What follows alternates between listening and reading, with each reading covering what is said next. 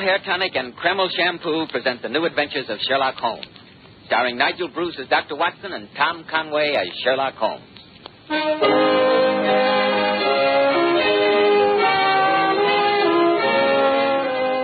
Well, once again, it's Monday evening and time for our weekly visit with the good Dr. Watson. Good evening, Dr. Watson. Good evening, Mr. Bell. From the hint you gave us last week about tonight's story, it sounded like quite a yarn. It took place in Paris, you said. Yes, my boy. It was in that colorful city of bright lights, lilting music, and beautiful women that Sherlock Holmes and I had one of the oddest adventures that ever happened to us in our long association. I call the case The Adventure of the Scarlet Worm. Sounds mighty intriguing, Dr. Watson. But first, men, if you want a successful, prosperous appearance, don't give your hair that cheap, greasy, plastered-down look. I've heard many men complain lately that the hairdressing they use is too greasy or too highly perfumed. That's why I'm hair tonic. This highly specialized hair tonic has just enough light oil to keep hair handsomely groomed all day long. Every hair in place. Kreml gives hair a rich, healthy-looking luster, too. Yet it never leaves hair looking or feeling greasy or sticky. This is because Kreml contains a special combination of hair grooming ingredients which is found in no other hair tonic. After you apply Kreml, just run your hand over your hair. Notice how delightfully clean your hair feels. Notice how no greasy film comes off on your hand or hatband. And how the ladies admire that natural, well-groomed look which Kreml always gives. Yes, Kreml gives your hair a handsome, clean-cut appearance, as if you had just combed it, and it keeps it that way all day long. Kreml, Kreml Hair Tonic. Now, Dr. Watson, how about your new Sherlock Holmes story, The Adventure of the Scarlet Worm? Well, Mr. Bell, though that singular affair took place in Paris, I suppose the story really began on an October evening in Baker Street, a long, long time ago. I'd been more than usually busy with my practice that day, and I returned to our lodgings shortly after 9, I remember.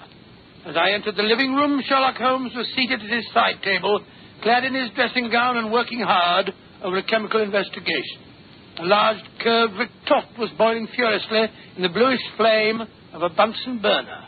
Finally, he brought a test tube containing a solution over to the table. In his right hand, he held a slip of litmus paper. You come at a crisis, Watson.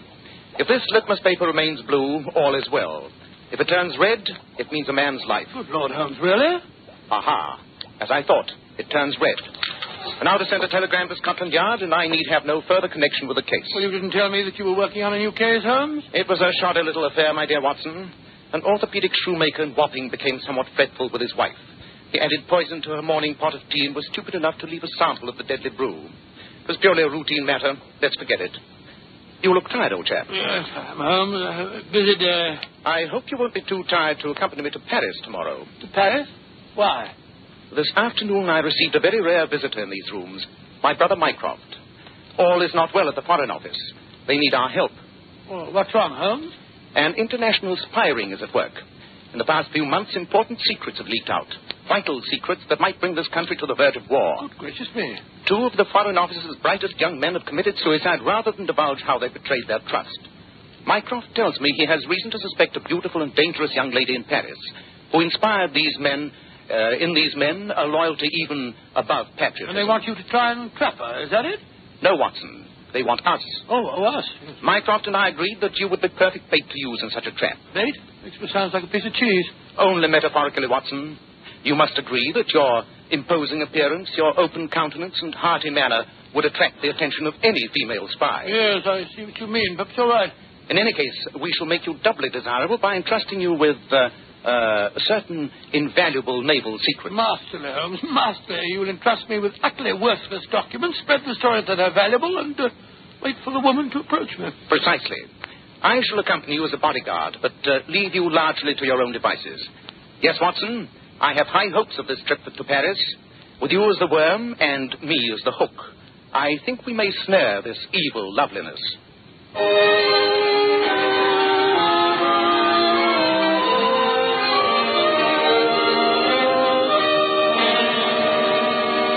Mr. Holmes, Dr. Watson, you have shown me your credentials and explained your mission.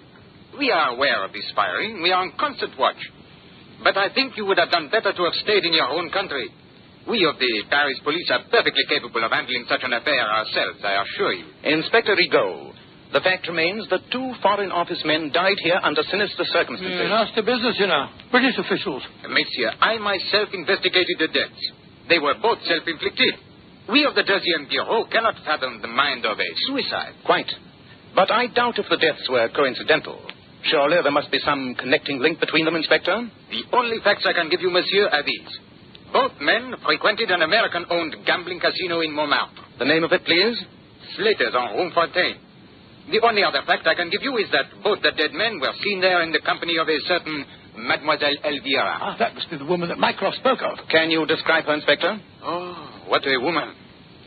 Though she is very young, princes have dueled for her favors. What? At the moment, a high official of the Banque de France lies in a prison cell because he appropriated funds that he lavished on her. She is a femme fatale, messieurs. But she is as elusive as the wind. Well, Watson, our first move is obvious. Tonight we shall visit Slater's gambling casino on the Rue Fontaine and try our luck.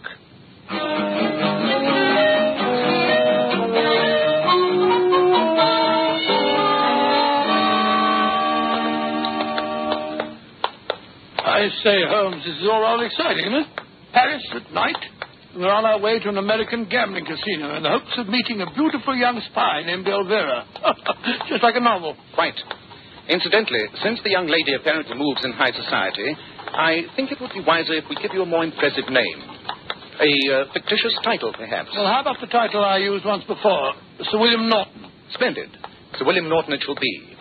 And I trust that Sir William remembers the role he is to play? Yes, indeed, Holmes. If I do meet the young lady, I'm to appear very susceptible to her beauty. Not too hard for you, I imagine. And I'm to drop dark hints about the valuable secret that I'm carrying. Precisely, Watson. And if the lady proves as intrigued as I hope she will, you will follow the matter through to its logical conclusion. Logical conclusion, Holmes? Yes, I don't quite know how to take that. Ah, here's the casino. Courage, Watson, and good luck. Good evening. I'm Sam Slater. You gentlemen haven't been here before. No, Mr. Slater. My name is Sherlock Holmes, and this is Sir William Norton. How do you do, Sam? Holmes? Sherlock Holmes, the detective? Not here drumming up business, I hope. Oh, no. Just showing Sir William some of the sights of Paris. Fine. Then relax and enjoy yourself, gentlemen. Forget your profession, Mr. Holmes.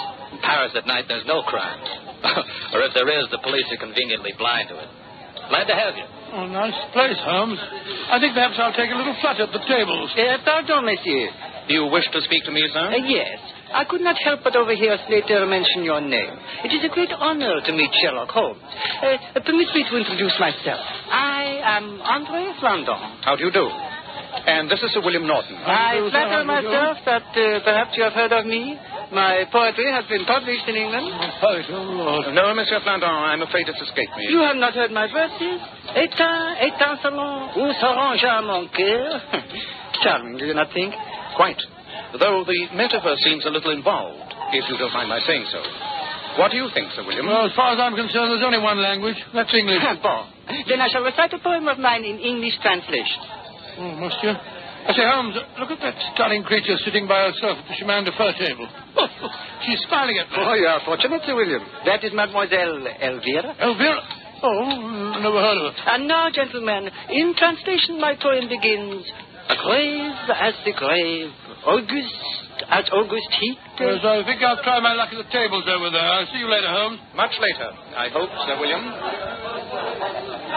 Sir William Norton, is it not? Yes, it is. I can't think how you recognize me, Miss, Madam... You may call me Elvira. Oh, well, that's very friendly of you. Elvira? How do you know me? Sam Slater told me who you were. He knows that I have a certain penchant for distinguished Englishmen. That's extremely flattering. Perhaps you'd care to join me in a glass of champagne. Oh, yes, I would like that. Let's sit at this table. Monsieur, garçon, garçon. Oui, monsieur. Deux champagne. Bon champagne, too. Oui. You are here in Paris on business? Yes, I am. Important business. You see, I'm handling an extremely delicate and confidential matter for the British government. Oh, how very impressive. then I suppose you will be too busy to let me show you some of the sights of Paris. Oh, no, I don't think so. All work, no play, you know. I'd be very flattered to escort you, but... Oh, good. Then if we are to be friends, I can't go on calling you Sir William. I think I shall call you Willie. Do you mind? Willie? No, like you. Willie. Votre champagne, monsieur. Oh, yes, thank you. Merci. Open up, will you? Oui, monsieur. Well, we must drink a toast, shall we? I propose one. To Willie, the man of mystery. Oh, thank you, my dear. And I shall drink to Elvira and to our better acquaintance.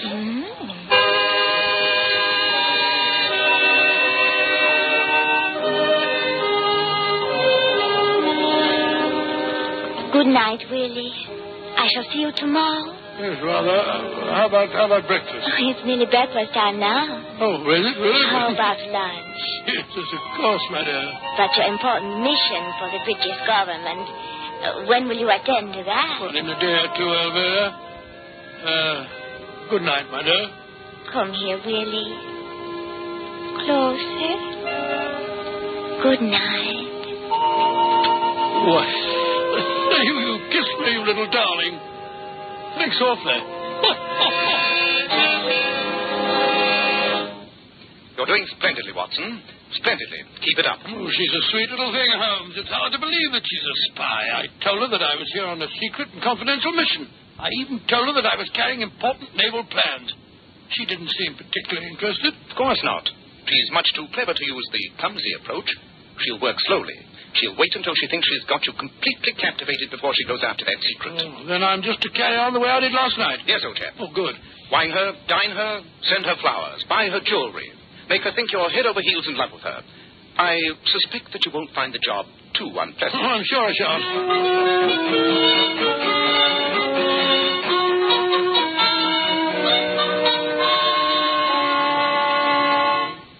For 3 days now, Elvira, you've been showing me Paris, but this is the first time I've actually been in your flat. You like it, Willie? Very much. I thought it would be much quieter here. At dinner, you said you were going to explain some of your important business to me. You were going to show me what a secret treaty looks like. Yes, I know I said that, but Elvira, a pretty girl like you wouldn't be interested in such matters. Oh, but I would.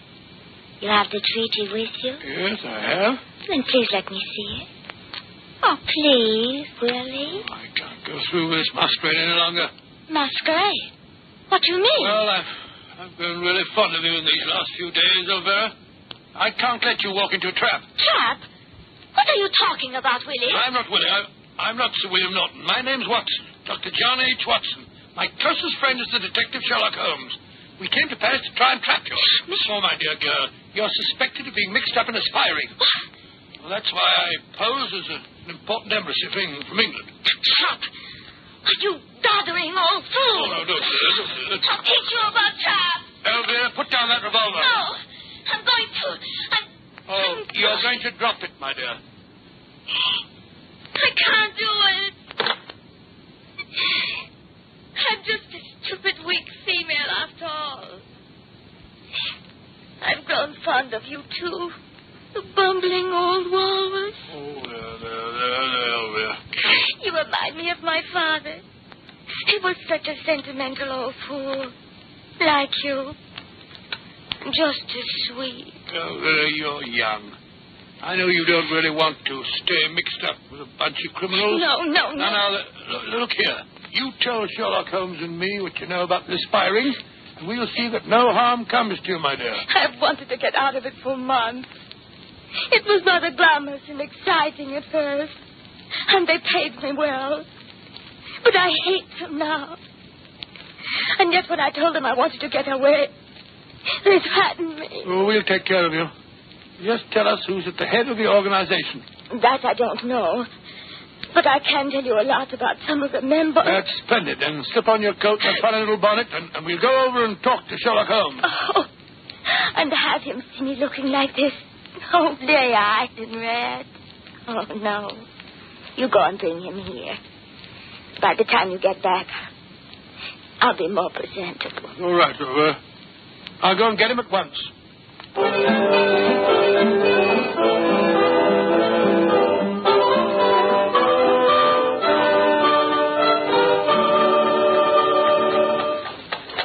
Watson, I'm occasionally astonished at the many facets to your character. Oh, thank you very much, Holmes. It's nice of you to say so. Your personal charm has apparently convinced a dangerous woman that crime does not pay.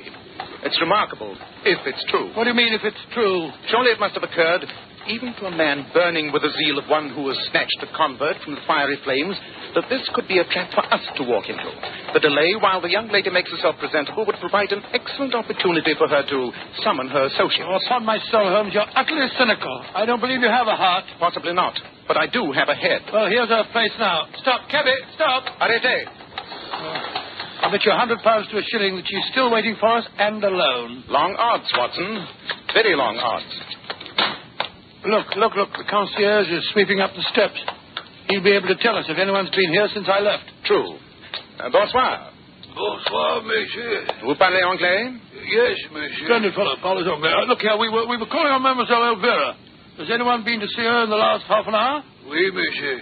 Emma, she left with him only 5 minutes ago. Though I do not think she wished to go. You mean that she was taken away by force? Not exactly, monsieur. But I could swear on the Sacré-Cœur that the man who accompanied her was holding a pistol to her back. You don't mean it. I think she has been, how you say, kidnapped.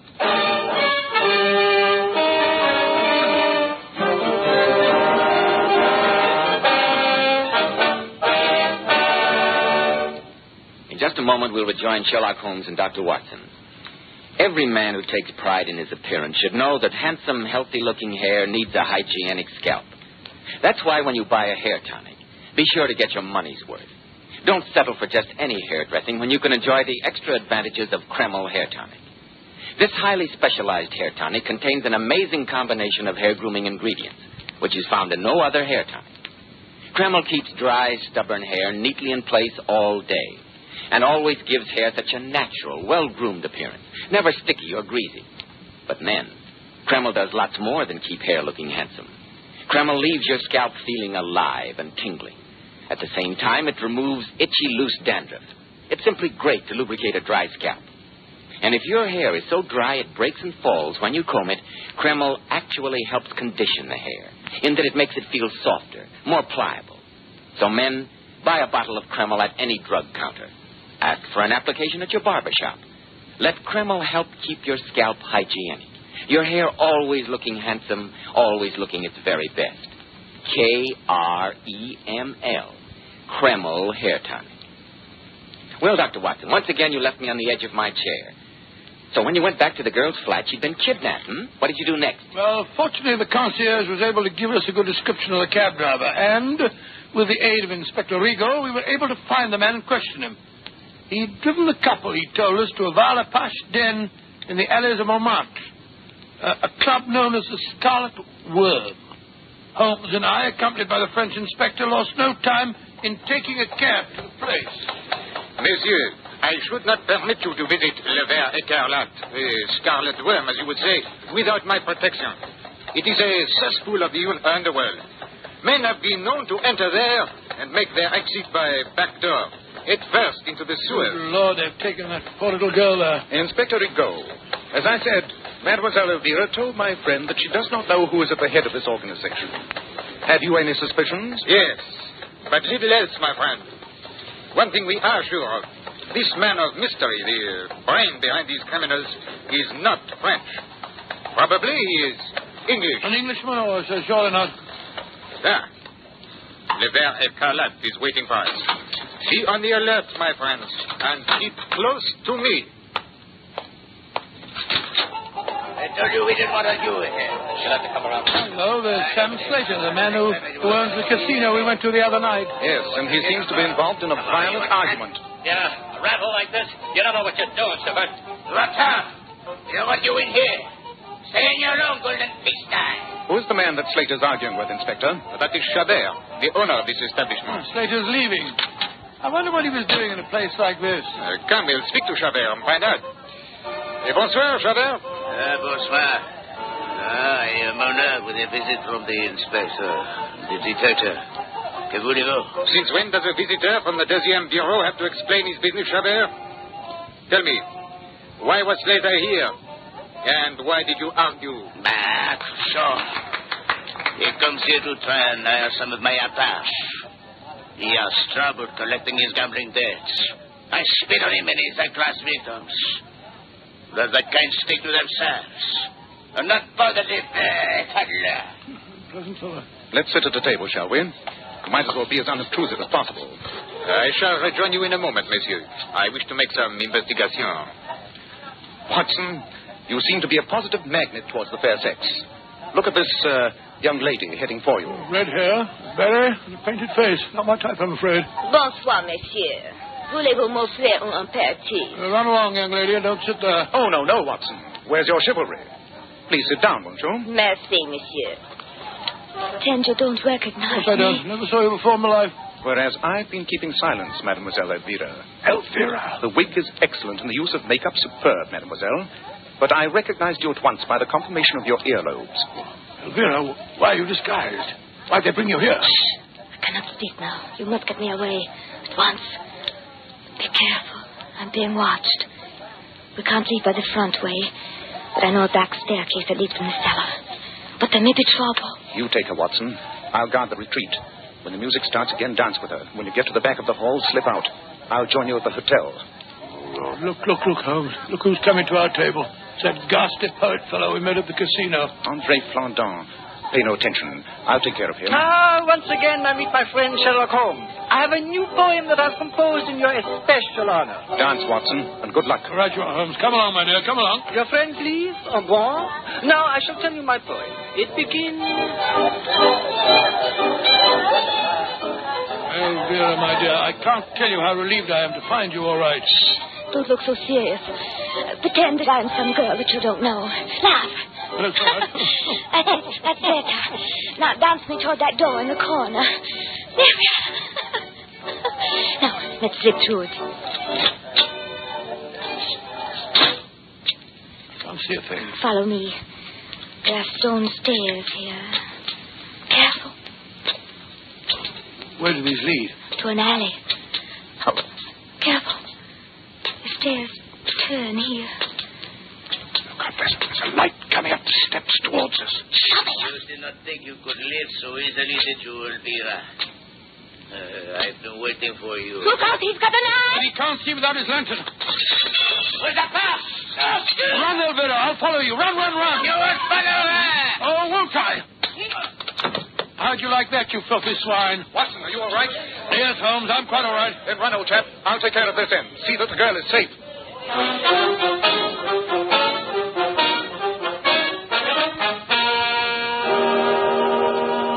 Well, now that we're all safely back at the hotel, I can tell you, Holmes, that I hated leaving you in that filthy den. Inspector Rigaud had a revolver. It's more efficient than a knife. Eh, Inspector? It was a near thing, Monsieur Holmes. You fought bravely. And so did your recumbent friend on the sofa there. Andre Flandin, the poet. I wondered why you brought him back here. For a poet, he uses his fists with surprising skill. He must be hurt. He seems to be unconscious. I think he's suffering from the effects of a trifle too much absinthe. I hadn't the heart to leave him. Ah, there you are, Mademoiselle Elvira. You're feeling no ill effects, I hope? No, Mr. Holmes. Splendid. Then now that we're all assembled, supposing you tell us your story. Who kidnapped you tonight? It was one of Chabert's men.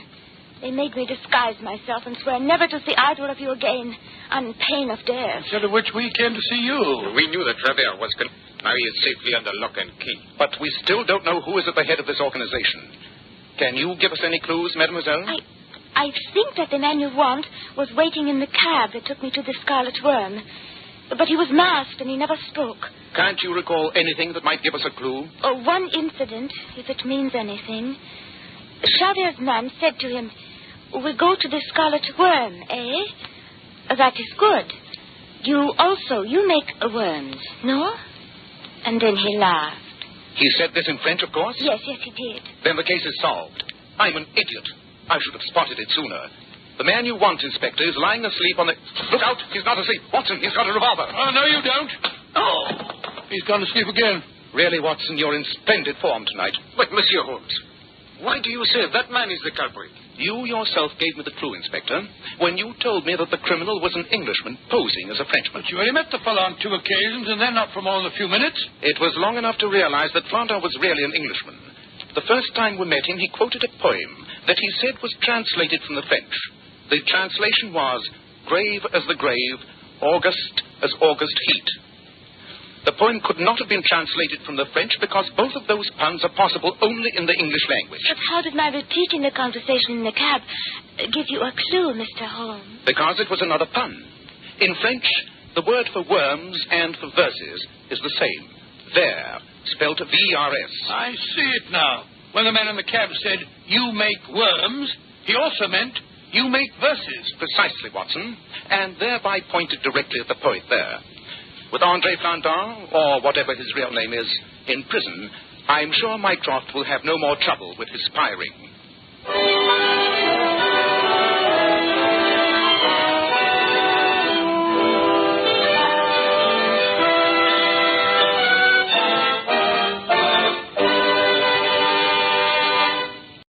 This episode from the life of Sherlock Holmes will be transmitted to our men and women overseas by shortwave and through the worldwide facilities of the Armed Forces Radio Service.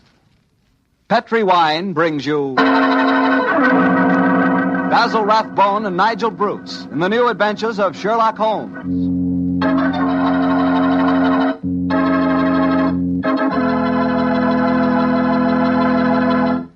The Petri family, the family that took time to bring you good wine, invite you to listen to Dr. Watson tell us another exciting adventure he shared with his old friend, that master detective, Sherlock Holmes. And if you don't mind, I'd like to suggest something that you might share with your friends. And that something is a glass of sherry before dinner. Naturally, a glass of Petri California sherry. I say Petri sherry because it's the perfect before-dinner wine. You couldn't think of a better way to begin a meal. That Petri sherry has a beautiful, inviting color, like dark amber. And for flavor, well, you've heard sherry described many times as having a rich, nut-like flavor. But if you want to learn for the first time what those words, rich and nut-like, really mean, you just taste Petri sherry. It's wonderful. Serve Petri sherry by itself, or serve it with hors d'oeuvres or those little cocktail sandwiches. And incidentally, if you prefer your sherry dry, not sweet, just ask your wine merchant for Petri Pale Dry Sherry. Well, the important thing to remember is if you want sherry, you want Petri sherry, because that means good sherry.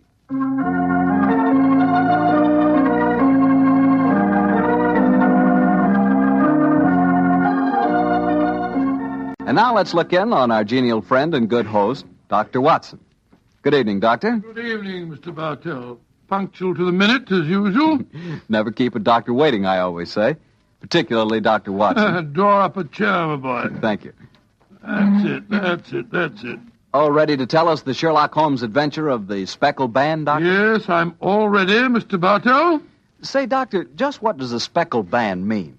You wait until I've told you the story, young fellow, my lad. You'll find out for yourself. Sorry. The floor is all yours, Doctor. The adventure of the speckled band began on a rainy April morning in 1883. An urgent call from one of my patients had kept me up most of the night before, and in consequence, I came down to my breakfast rather later than usual to find that Holmes had already left our house some hours earlier. As I sat there reading the morning paper and consuming my 2 lightly boiled eggs, there was a knock at the door. It opened to disclose a typical example of the British working man, a bag of tools in one hand and a grimy cap in the other, as he spoke to me from the doorway. You sent for me, Mr. Holmes? I'm not Mr. Holmes. Oh, beg your pardon, Governor. But I've come to him in the guest bracket over the mantelpiece. Oh? What's wrong with it? I've got a leak in it. Oh, leak? Well, get along with your work. Yes, sir.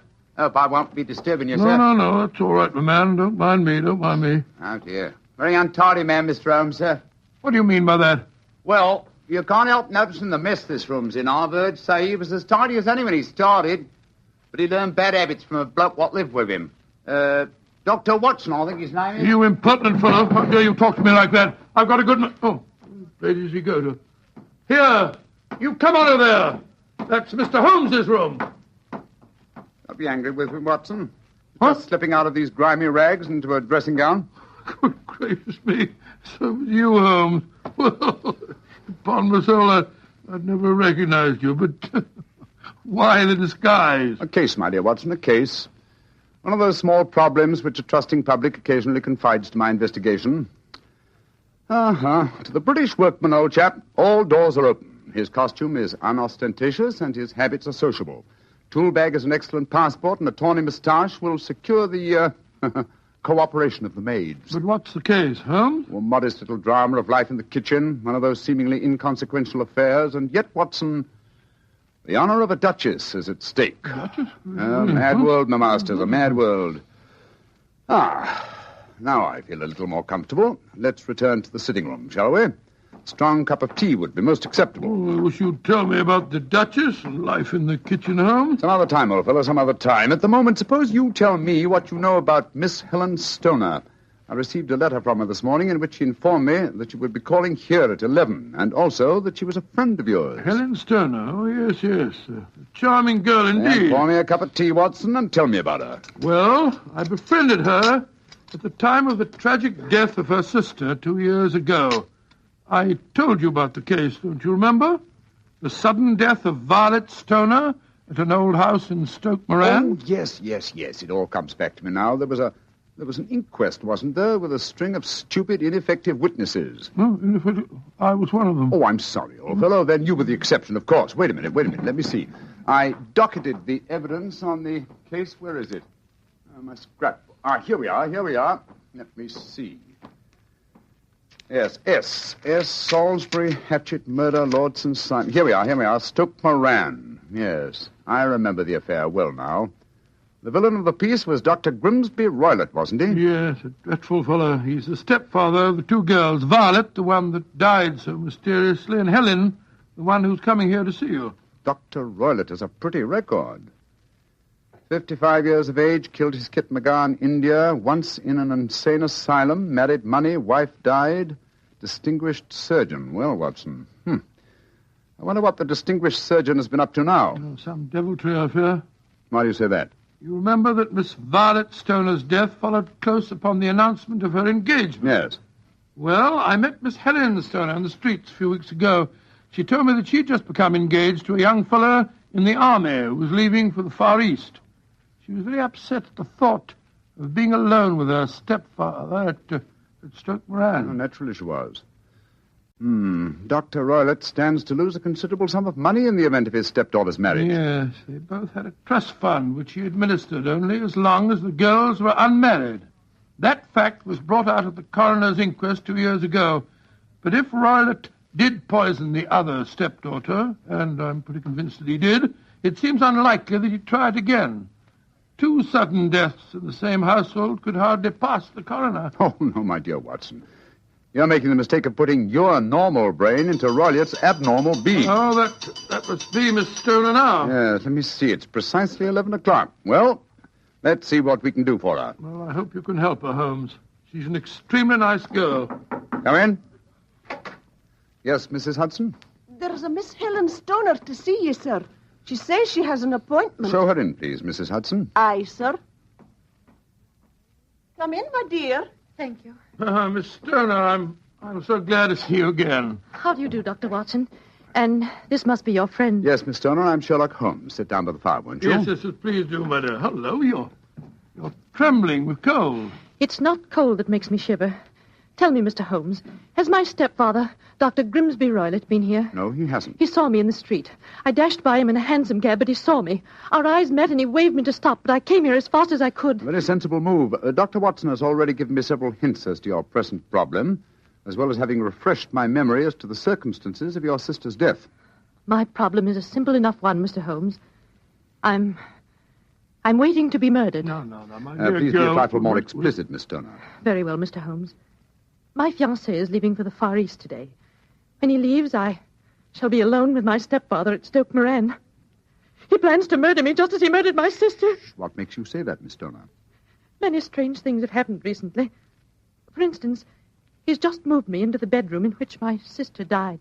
What reason did he give for changing your room? That my old one needed repainting. It didn't need it. But Dr. Roylott did need to move me into that horrible room. And other things have happened. I've heard the music again. Music? What music? My sister first heard it a few days before she died. I heard it myself on that dreadful night she breathed her last. Oh, Mr. Holmes, I'm terrified. Don't worry, my dear. Please don't worry anymore. You have friends to help you now. Do you mind if I ask you a few questions? No, of course not. Now, this music, does it seem to come from inside the house or outside? Well, it's hard to say. It sounds so faint. What's it like? A sort of soft droning sound. Like a flute or a pipe? Yes, it reminds me of native music I heard during my childhood in India. India, eh? Oh. There's one other thing that puzzles me, Mr. Holmes. Oh, what's that? My sister's dying words. As she lay in my arms, she gasped out 2 words. Oh, what were they? Banned and speckled. You remember that evidence from the inquest, don't you, Dr. Watson? Yes, I do. I couldn't make head or tail of it. So? Band, speckled, Indian music. Miss Stoner, do you sleep with your door and windows fastened? Yes, Mr. Holmes, but so did poor Violet. It didn't save her, though. What did you gather from your sister's dying allusion to the band, the speckled band? Well, sometimes I thought it was merely the wild talk of delirium, and sometimes that it referred to a band of people. Oh, yes. I remember that there were some gypsies encamped quite near us at the time of Violet's death. Gypsies, eh? Yes, and it occurred to me that the spotted, gaily coloured kerchiefs, which so many of them wear over their heads, might have suggested the unusual adjective which my sister used. Miss Stoner, how long is it since you heard this strange music that you've told us about? I heard it last night. Your fiancé leaves today, you say? Yes, Mr. Holmes. Well, Miss Turner, I shall do everything I can to help you. If we were to come to Stoke Moran today, would it be possible to see over your rooms without the knowledge of your stepfather? I think so. He told me this morning that he intended to take a late train home tonight. Ah, that's splendid. Watson, out with the timetable, old fellow, and look up the trains to Stoke Moran. Right, you are, Holmes. That's my stepfather. I know it is. Oh, yes. Yes, there he is on the doorstep. Oh, Mr. Holmes, he's followed me. Oh, what shall I do if he finds me here? Don't worry, Miss Stoner. Please don't worry. There's a private exit through that room there. Watson, show her the way, will you? Come along with me, my dear young lady. And you will come down today, Mr. Holmes? Certainly, my dear Miss Stoner. I'll telegraph you the time of our arrival. Goodbye and courage, my dear. Goodbye, Mr. Holmes, and thank you. Come along, Miss Stoner, quickly. Come in. Yes, Mrs. Hudson? It's a gentleman, sir. I told him you wouldn't see anyone without an appointment, but he... Out of the way, woman! Didn't push me like that. I'm sorry, Mr. Holmes. That's all right, Mrs. Hudson. You can leave us. What kind of gentleman does he call himself, pushing an old lady?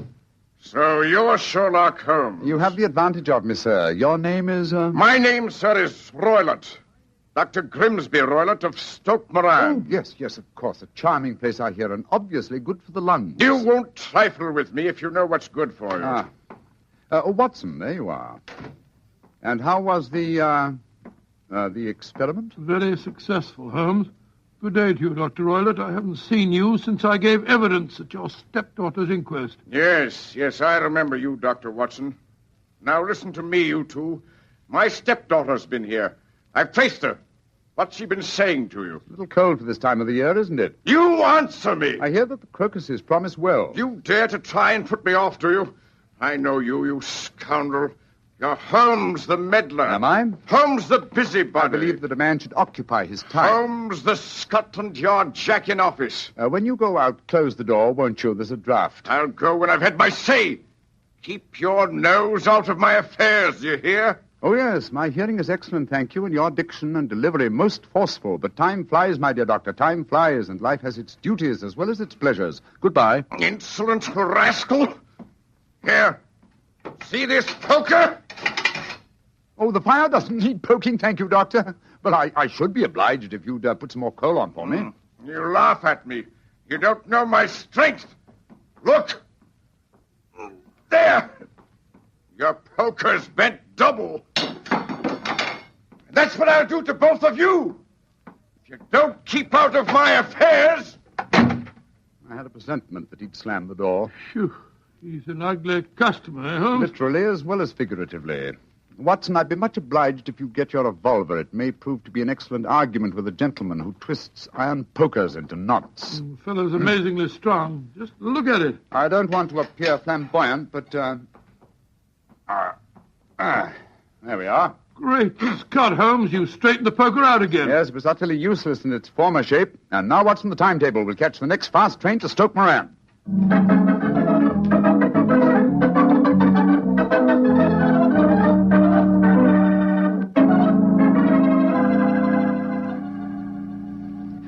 Oh, Mr. Holmes, Dr. Watson, I'm so relieved that you've come.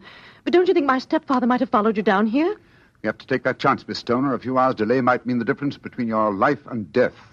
It was imperative that we examine this bedroom of yours before Dr. Roylott returns. Anyway, my dear, you mustn't worry any more. We're here in your house, and we're going to take good care of you, no matter what harm befalls you. Thank you, Dr. Watson. So this is the room in which your sister died, is it? It's much as I pictured it. And Dr. Roylott's room adjoins this one, you say, Miss Turner? Yes, Doctor, on that side. The room which adjoins it on the other side is my regular bedroom. The one that's being so conveniently painted, eh? Yes. Well, let's examine this room. No trapdoors or sliding panels, I suppose. It sounds solid enough, Holmes. Yes, I think it is. Hello, what's this? Are you aware that this bed is clamped to the floor, Miss Stoner? Why, no, Mr. Holmes, I didn't know that. Extraordinary thing. Was the bed in your other room anchored also? I don't think it was. Very illuminating. And this bell pull hanging against the wall above your bed. Oh, it doesn't work. Doesn't work, but if you want to ring. There's another one on the other wall over there. Now, why this one? Well, I don't know. My stepfather made a number of changes after we came here. Yes, quite a burst of activity, apparently. And it took some strange shapes. Why are you standing on the bed, Holmes? I'm curious, my dear fellow. Aha. It may interest you to know that this bell rope is fastened to a brass hook. There's no wire attachment. It's a dummy. A dummy? But why? There's a small screen above it. It's a ventilator, I suppose. Yes, Mr. Holmes. Yes. A ventilator leading into your stepfather's room. Curious. I notice there's no means of opening the ventilator on this side. It can only be operated from your stepfather's room next door. I wonder if you'd mind taking us in there. Of course, Mr. Holmes. Follow me. What do you make of it, Holmes? There's devil's work afoot, old chap. Here we are, Mr. Holmes. It's much the same as the other room. A bit bigger, perhaps. That large safe against the wall seems to be an unusual piece of bedroom furniture. What is it, Miss Stoner? My stepfather's business papers. Oh, yes. You've seen inside it, then? Only once, some years ago. I remember that it was full of documents. What's this saucer of milk doing on top of it? Does Dr. Roylott keep a cat? No, but he does have a cheetah and a baboon as pets. He brought them with him from India. Well, Holmes, a cheetah is just a big cat. True, but I doubt if a saucer of milk would go very far in satisfying the appetite of a cheetah. Well, I think I've seen enough. This matter is too serious for hesitation. Your life may depend upon your following of my instructions, Miss Homer. I'll do anything you say, Mr. Holmes, anything. Is that village inn I see through the trees from this window? Yes, the Queen's Arms. Your bedroom windows would be visible from there. Yes, Mr. Holmes. Very well, then. Watson and I will go there now and obtain accommodations. When your stepfather returns, you must confine yourself to your room on the pretense of a headache. You follow me? Perfectly. When Dr. Roylott returns for the night, you must open your bedroom window and put your lamp on the sill as a signal to us at the inn. Then withdraw quietly to your usual bedroom, the one that's being painted. I'm sure that you could manage there for one night. Of course. But what will you do? When we get your signal, Dr. Watson and I will come here and spend the night in your dead sister's room. We are going to solve this mystery of the dummy bell rope and the unusual ventilator and the strange music in the night.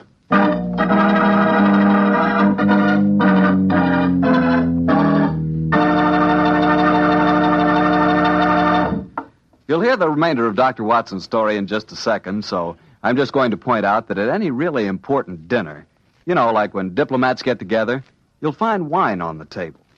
Because for years it's been a known fact that good wine makes good food taste better. Prove that to yourself tomorrow night by having your dinner together with a glass of Petri wine. If you prefer a red wine for any meat or meat dish, try a Petri California Burgundy. That rich, hearty red Petri Burgundy is really out of this world. Now, if you'd rather have a subtle, intriguing white wine, let's say to go with chicken or fish, then try Petri California Sauterne. But Sauterne or Burgundy, to make sure it's good, make sure it's Petri, won't you? Well, Doctor, it's a rattling good story so far. What happened next? You went to the local inn, I guess, and waited for that lantern to appear in the bedroom window at Dr. Roylott's house? That's right, Mr. Bartell. We had an early dinner at the Queen's Arms and then retired to our upstairs bedroom and sat there side by side, puffing away at our pipes, our eyes straining through the darkness for that telltale lantern to give us the signal that there was dangerous work ahead for us. As we sat there discussing the various aspects of the case, I remember that Holmes was very concerned about my own safety. Watson, I really have some scruples about taking you with me tonight. This is an infernally dangerous business. What about that poor girl, alone in the house, with that fiend Roylott? I can handle the case by myself, old chap. I'm coming with you, Holmes. You speak of danger.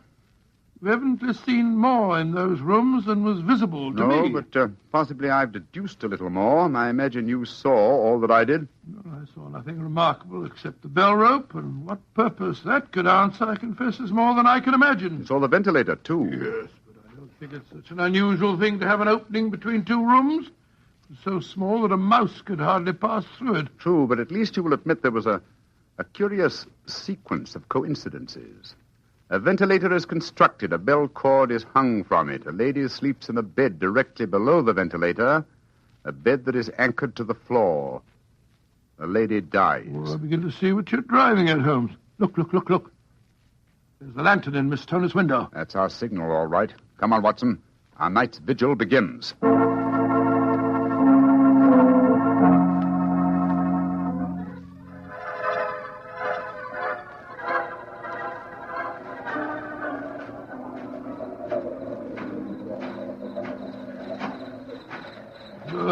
What a foul night. Foul night for foul business, Watson. Come on, through these laurel bushes. It's only another 50 yards to the house. Yes, the lantern's still burning away in the bedroom window. Yes, all the other lights are out. Including the one in Dr. Roylott's room. He must have gone to sleep. To bed, possibly, Watson, but not, I think, to sleep. Great heavens, Holmes. Look at that frightful creature leaping about in the moonlight. It looks like some hideous child. That's Dr. Roylott's pet baboon. Well, it looks positively human. Yes, probably a great deal more so than its master. Shh. They're directly below the window now. This ivy provides a most convenient ladder. I'll go up first. Careful, Holmes, careful. Wait a minute.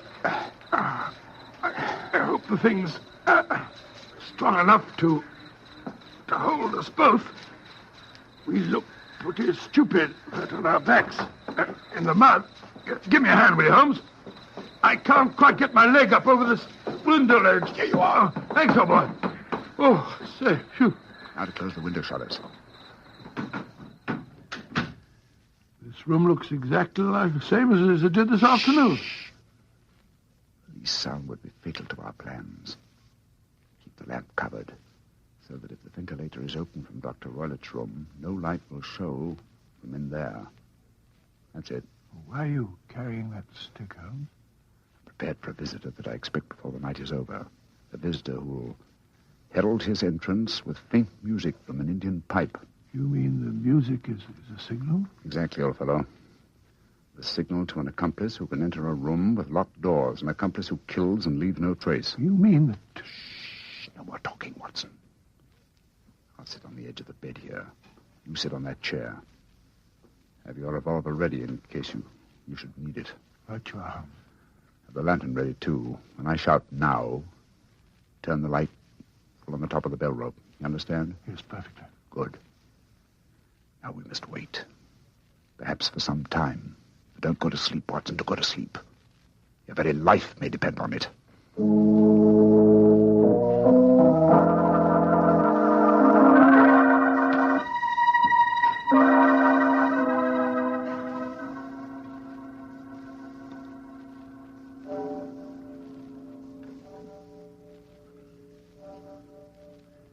Watson. Yes? You're not smoking, are you? No, Holmes. I smell tobacco smoke. Must be drifting through the ventilator. Exactly. Dr. Roylott is up. Look. It's a tiny shot of light showing up in the ventilator. Shh.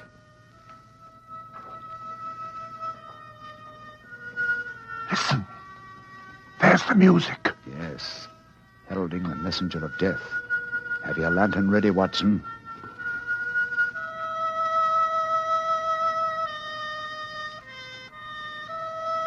Now, Watson, now! Great heavens, it's a snake slithering down the bell rope. You can't kill it with that stick, Holmes. Out of the way. Let me get a shot at it. I'm trying to drive it back the way it came. Get out. There it goes. Back through the ventilator. Oh. What a fiendish plan.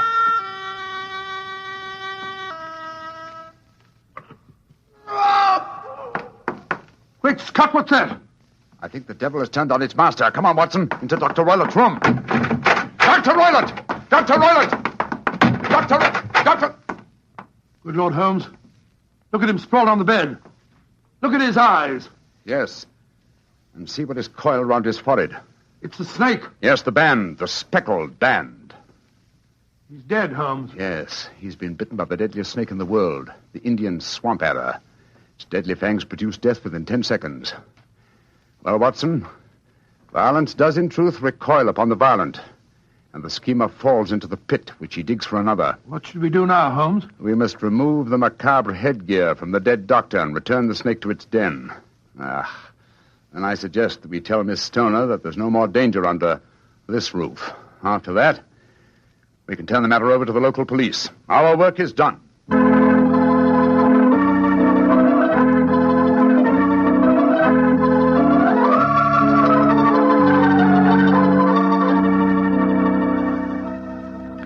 Mr. Holmes, Dr. Watson, I can't tell you how grateful I am that you brought me back here to Baker Street. Stoner, it would have been inhuman to leave you in that house of horror and death. We have a spare bedroom, and Mrs. Hudson is a motherly and understanding woman, and I can assure you that Dr. Watson and I will be delighted to have you stay with us here until you've decided on your future plans. Yes, of course we will, my dear. As a matter of fact, it'd be rather refreshing to have a touch of youth about the place. You're both so kind. Mr. Holmes, I think it's wonderful how you foiled my stepfather's devilish plans. Yes, wasn't it a remarkable example of logical deduction? No, it wasn't, old fellow. At first, your mention of the gypsies, Miss Stoner, the use of the word band, put me on an entirely wrong scent. However, when we examined the fatal room, I drew the obvious conclusions. You mean the dummy bell rope, the ventilator, and the immovable bed? Yes, old fellow. It instantly gave rise to the suspicion that the rope was there as a bridge for something coming through the ventilator and traveling to the bed. I'd once thought of a snake. When I saw the saucer of milk on top of the safe, my suspicions crystallized into certainties. Oh, it was a fiendish plot. Yes, an extremely clever one, too. Exactly. My stepfather must have trained the snake to return to him when he played the music. Yes, he put it through the ventilator with the certainty that it would crawl down the rope and land on the bed. It might or might not bite the occupant. Perhaps she might escape every night for a week, but sooner or later she must fall a victim. Thank heaven I came to you, Mr. Holmes. Amen to that, Miss Stoner. Holmes, if you hadn't lashed at the snake with your stick, I bet it wouldn't have turned back on its master. True, old chap. In that way, I am no doubt indirectly responsible for Dr. Grimsby Roylott's death. But I can't say it's a fact that's likely to weigh too heavily on my conscience.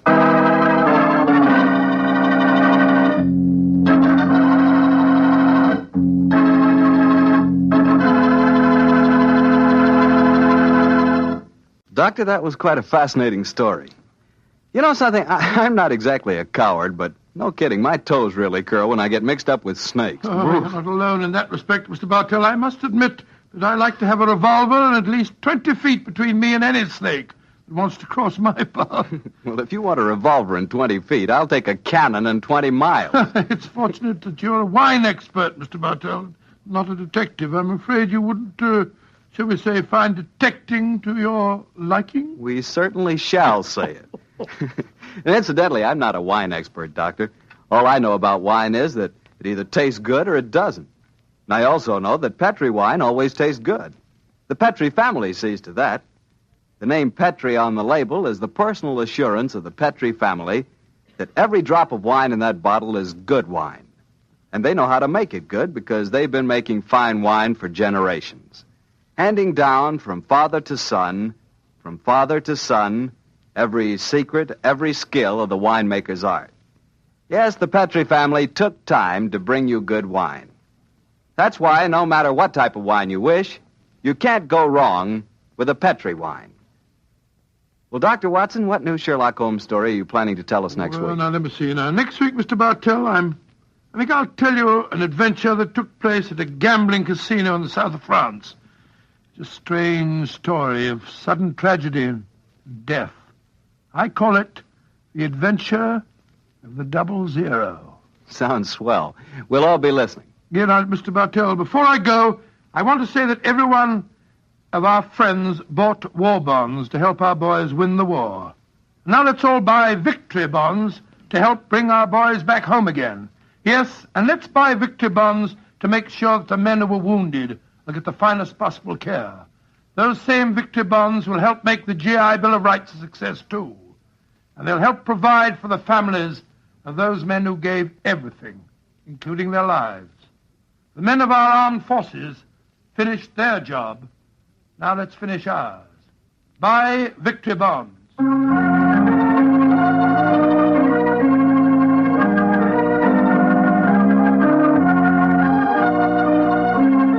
Tonight's Sherlock Holmes adventure is written by Dennis Green and Anthony Boucher and is an adaptation of the Sir Arthur Conan Doyle story, The Adventure of the Speckled Band. Music is by Dean Fossler. Mr. Rathbone appears through the courtesy of Metro-Goldwyn-Mayer and Mr. Bruce through the courtesy of Universal Pictures, where they are now starring in the Sherlock Holmes series. The Petri Wine Company of San Francisco, California, invites you to tune in again next week, same time, same station. This is Harry Bartell saying good night for the Petri family. Sherlock Holmes comes to you from our Hollywood studios. This is the Mutual Broadcasting System.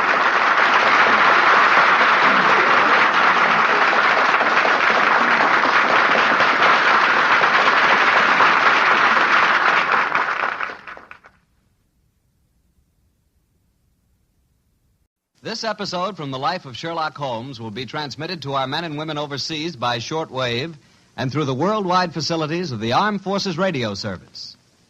Petri Wine brings you Basil Rathbone and Nigel Bruce in the new adventures of Sherlock Holmes.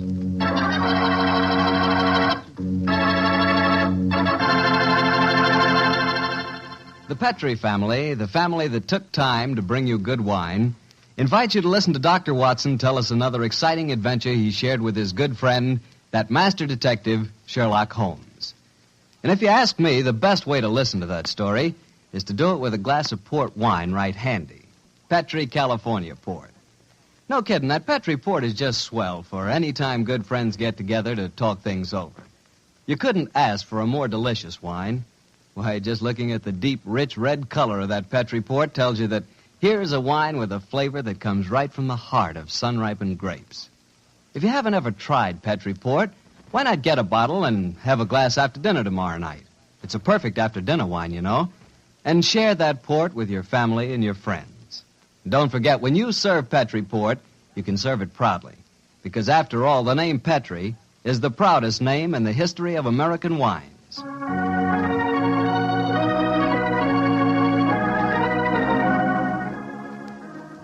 And now let's keep our weekly appointment. Good evening, Dr. Watson. Good evening, Mr. Bartell. Draw up a chair. Thank you. That's it. By the way, do you know what date it is? November 5th, isn't it? That's right. In England, it's known as Guy Fawkes Day. Have you ever heard of it? It's something to do with a gunpowder plot, isn't it? Yes, Mr. Bartell, it is. And as Sherlock Holmes and I had a very unusual adventure on the 5th of November many years ago, it seems appropriate that I should tell you about it tonight. But before I begin, I think it might help you to appreciate the true flavor of the story if I tell you a little about the origin and the customs of Guy Fawkes Day. It's a swell idea, Dr. Watson. Well, my boy, on November the 5th, 1605, exactly 340 years ago today, King James I was about to attend the opening of Parliament when a plot was discovered to blow up the House of Lords during the ceremony. And the chief conspirator was Guy Fawkes, I suppose? Yes, he was. He was captured in a vault immediately below the House of Lords, a vault full of barrels of gunpowder. Of course, he and his fellow conspirators were executed. And ever since then, November the 5th has been known as Guy Fawkes Day. Well, how's it celebrated, Doctor? Well, it's a great time for the youngsters, Mr. Bartell. They black their faces, throng the streets, begging for pennies, and build bonfires in which to burn effigies of Guy Fawkes. These effigies are life-size dummies, stuffed with straw and dressed in old clothes.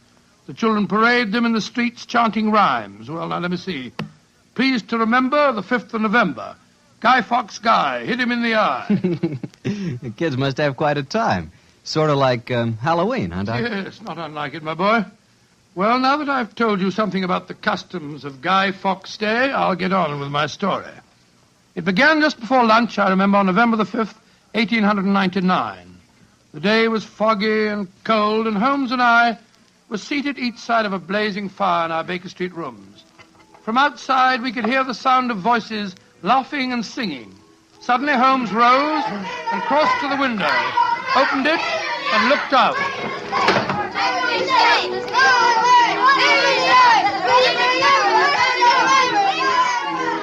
Then he turned to me and spoke. Children are having a great time, Watson, aren't they? Yes, it cost me a shilling worth of pennies to walk here this morning. Has it occurred to you, Watson, that the gunpowder plot offers very promising material to the speculative mind? In what way, Holmes? I say it's confoundedly chilly in here. Don't you think you might shut that window? Sorry, old chap. As I was saying, the gunpowder plot offers very promising material to the speculative mind. I made something of a study of the historical records of the case. There is more than a little evidence to suggest that King James was never in any real danger. Never in any danger? Well, what makes you say that? Knowledge of the proposed dastardly scheme came to light early. But James Stuart, King of England, the possessor of a shrewd and diabolical mind, used the spectacular discovery of the plot to try and bolster his waning popularity, as well as to justify increased religious persecutions. Well, that's the first I've heard of it, Holmes. I dare say, old fellow, but it's true just the same. I'm afraid James Stuart, King of England, was an unscrupulous tyrant. Come in. Oh, yes, Mrs. Hudson? There is a gentleman to see you, Mr. Holmes. He said it was very important, and he asked me to give you his card. Oh, thank you, Mrs. Hudson. Oh, ask him to come up, please, will you? Aye, sir. Who is it, Holmes? A gentleman with a remarkably fine sense of timing. Read his card for yourself. Let's have a look. Mr. James Stuart. Great Scott, that's an extraordinary coincidence that he should arrive just as we're talking about James Stuart, King of England. Come in. Mr. James Stuart. How do you do, Mr. Stuart? My name is Sherlock Holmes, and this is my colleague, Dr. Watson. How do you do, sir? How do you do? Mr. Holmes, you've got to help me. I'm walking about in mortal fear of my life. You've got to help me. Mr. Stuart, I suggest that you sit down. I'll do anything in my power to help you, but you must compose yourself first and tell me quietly what it is that's frightening you. How can I compose myself when I may be dead within a few hours? No, Mr. Stuart. I'm a doctor. I really think if I were to give you a sedative that you'd find... How can you talk of sedatives when I... My heart. Doctor. My heart. All right. Now, here, let me help you into the sofa. There you are now. Imagine That's brandy it. would be in order, Watson. Yes, Holmes, and I'll give him some digitalis. A fellow with a bad heart like this shouldn't allow himself to get so excited. Here you are, Mr. Stuart. Drink this. That's it. And now this, Mr. Stuart. What is it? It's digitalis. Very well. There now. Feel better, sir? Yes, Mr. Holmes. Yes, I do. You're right. I shouldn't get so excited. My heart can't stand it, you know. Watson, is he well enough to talk, do you think? Yes, if he doesn't excite himself again. I'll be careful, Doctor. I'll take it quietly. Mr. Holmes, when you saw my card just now, did it strike any responsive chord? Naturally, sir. Who could fail to be intrigued when a James Stuart calls to see one on Guy Fawkes Day? It isn't just coincidence that my name is James Stuart. I've got royal blood in my veins. People know of it. And that's another reason they're out to kill me. They're jealous of my heritage. Every instinct I have is a royal one. Now, you gentlemen know that falconry is a king's sport. And my greatest hobby is the breeding and the training of falcons. Stuart, please, Mr. Stuart. Owing to the state of your health, I suggest that you be as economical as possible in your explanation. In fact, I think it might be better if I were to question you. Very well, Mr. Holmes. Now, you say that your life is in danger. What evidence do you have to substantiate that claim? My cousin, Guy Falconby, has threatened it. You see, Mr. Holmes, he and I are the only heirs to a wealthy uncle. His fortune will go to the surviving heir. If I were dead, Guy would inherit everything. Seems to me, Mr. Stuart, that you should have applied to Scotland Yard for protection. I did, Dr. Watson. Only a few days ago I saw a certain Inspector Lestrade, I think his name was, and he laughed at my fears. Oh, Lestrade. And he laughed, did he? Well, then in that case, there may be something in your story, sir. You say that your cousin has threatened to kill you. Has he indicated the method he intends to employ? He has. And it's a devilish plot. Guy has a bitter, twisted sense of humor, gentlemen, even when he's planning as dastardly a thing as a murder. I am James Stewart. He is Guy Falconby, which is near enough to Guy Fawkes. Today is the 5th of November, and he's planning to blow me up. Oh, come, sir. You can't expect us to believe that. But it's true. He warned me. And the celebrations that are going on in the streets of London today would make a rare cloak for his activities. I must confess, Mr. Stewart, that I find your story most unconvincing. All your evidence appears to depend on conversations held between you and this cousin of yours. You have no facts, sir, to substantiate your claims. But I have. Then please let us hear them. I live at 23 Cavendish Square. A week ago, the house next door to me was let to a new tenant. Almost immediately, workmen became very active there. They were digging in the cellars, Mr. Holmes. I could hear the sounds of picks and shovels through the walls. Digging in the cellars? That does sound significant, doesn't it, Holmes? Extremely. Did you observe any other activities of the workmen, Mr. Stewart? Mr. Holmes. Vans have been delivering large packing cases to the basement during the last 2 days. Mm-hmm. I know what's in them, too. It's gunpowder. I tell you, they're planning to blow me up today. No. Steady. You mustn't excite yourself again. What shall I do, Mr. Holmes? I think, sir, it would be better for you to rest here for a while and then go to a nearby hotel. I would suggest the Shaftesbury. And wait there until you hear from us. And where are you gentlemen going? Watson and I, after donning suitable disguises, will visit the house adjoining yours in Cavendish Square. I think an examination of the cellar there might prove most illuminating.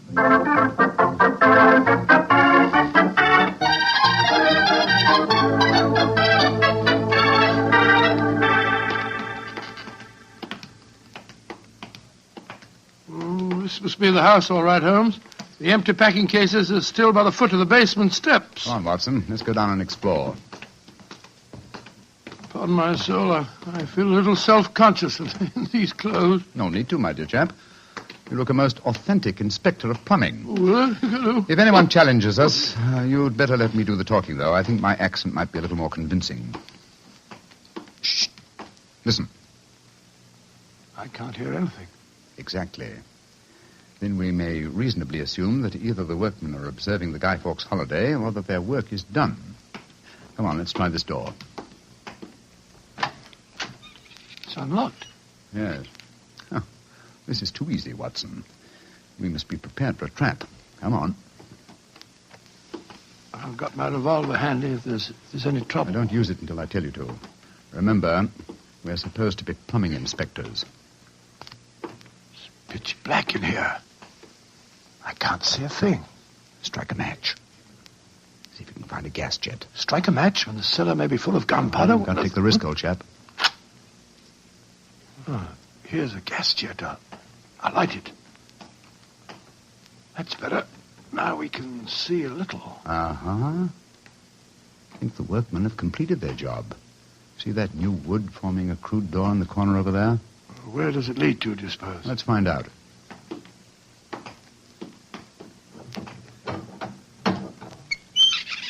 Oh, also unlocked. And here's a miner's lantern, waiting conveniently for us on this ledge. Oh, this is ridiculously easy. Now I'm sure it's a trap. I like the lantern. Great Scott, it's a tunnel. Yes, it's a tunnel leading into Mr. Stewart's house next door. Let's explore it.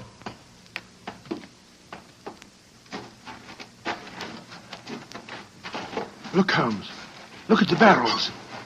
I bet they're full of gunpowder. Undoubtedly. You will observe the fuses as well. Yes, the complete equipment for another gunpowder plot. I can't believe my eyes. What a fantastic plan, but how could the murderer be certain that Stewart would be killed in the explosion? I think that's easily answered, Watson. Remember Mr. Stewart's bad heart? In his present state of apprehension, an exploding firecracker would be enough to kill him. Oh, I suppose so. Hello? What's this lying on the floor?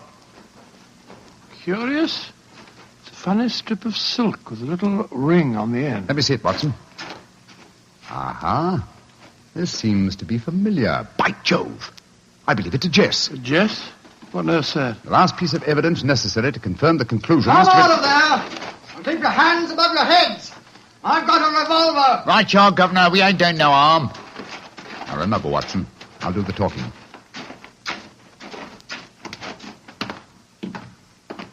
Come on. Archer, come. Well. You're a comical-looking pair.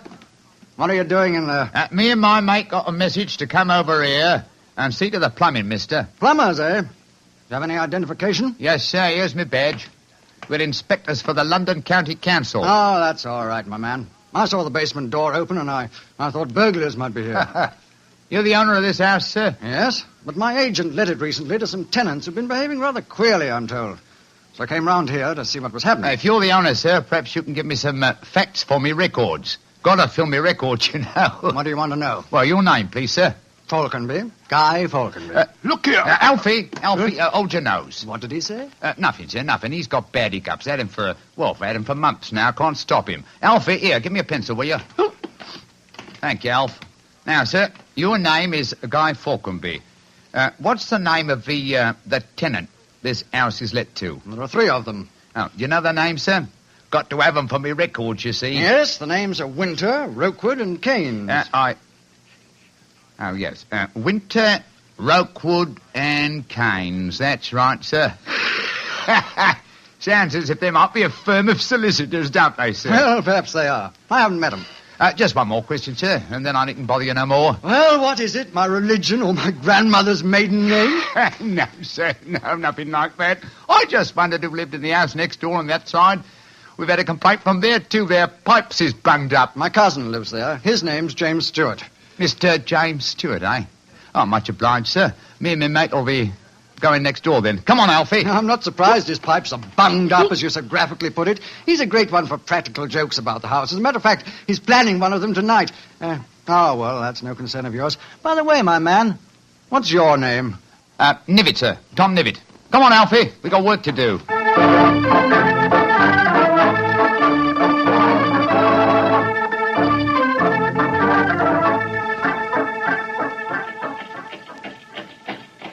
Holmes, I wish you'd tell me what's going on. Why have we taken this cab back to Baker Street? Get out of these clothes. They've served their purpose. Now there's more serious work afoot. Well, I'm still confused about our interview with Guy Falconby. Why did you say your name was Tom Nivitt? Oh, a touch of vanity, old fellow. Vanity? How do you mean? Well, consider the names in this case so far, Watson. James Stewart says that he's been threatened by Guy Falconby.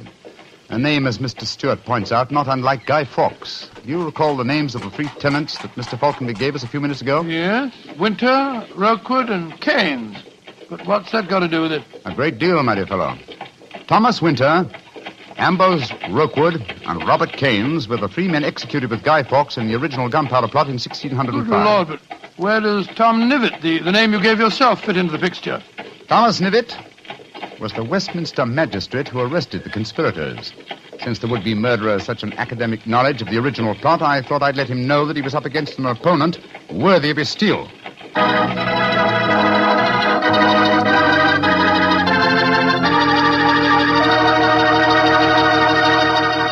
We'll hear the rest of Dr. Watson's story in just a few seconds. Just about time for me to remind you that if you want a wine that's sure to please the ladies, you can't miss with Petri California Muscatel.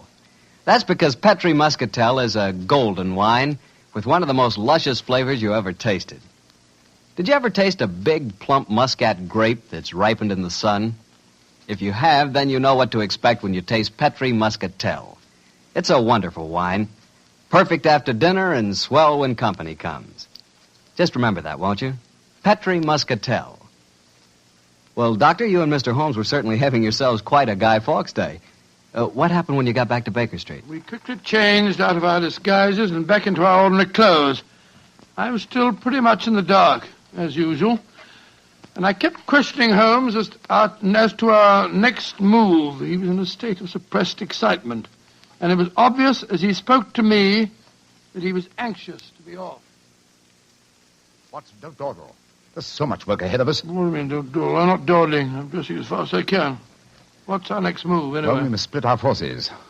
Must get hold of my band of street urchins, the Baker Street Irregulars. I'm going to surround Mr. Stewart's house in Cavendish Square, and they'll be invaluable for that purpose. Well, what do you want me to do? Go to the Shaftesbury Hotel and collect Mr. Stewart, then return with him to his house and wait me there. I shall join you as soon as I've rounded up the irregulars, but I must warn you, don't leave Mr. Stewart for a moment. Don't let him out of your sight until you see me again. Of course I won't, Holmes, but, I must say, the idea of all that gunpowder in the cellar doesn't make me feel any too have happy. faith in me, old chap. Have faith in me. You know, I wouldn't expose you to any danger if I could avoid it.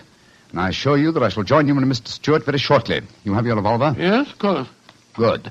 And, give Mr. Stewart this revolver, will you?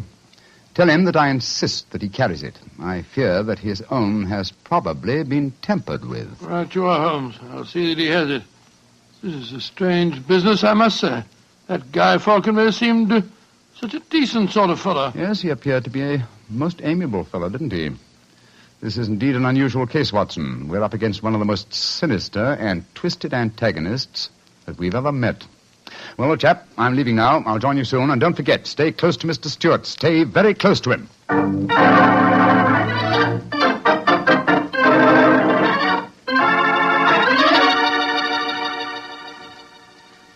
Dr. Watson, I wish your friend were here. No, don't get so excited, Mr. Stewart.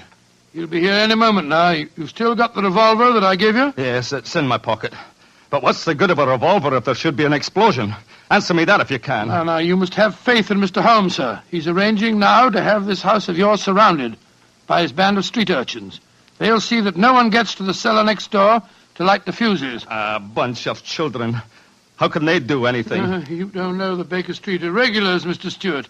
And it's a perfect day for them to operate. As black-faced boys begging for pennies, they'd pass unnoticed anywhere. I hope you're right. But I have a premonition, Doctor. There's going to be a tragedy. I know it. Now, take it easy, sir. Remember your heart. You're in splendid hands when Sherlock Holmes is on the case. Here he is now. Holmes, I say, I'm glad to see you. You received your visitor yet? Visitor? We've seen no one. Then be on the alert.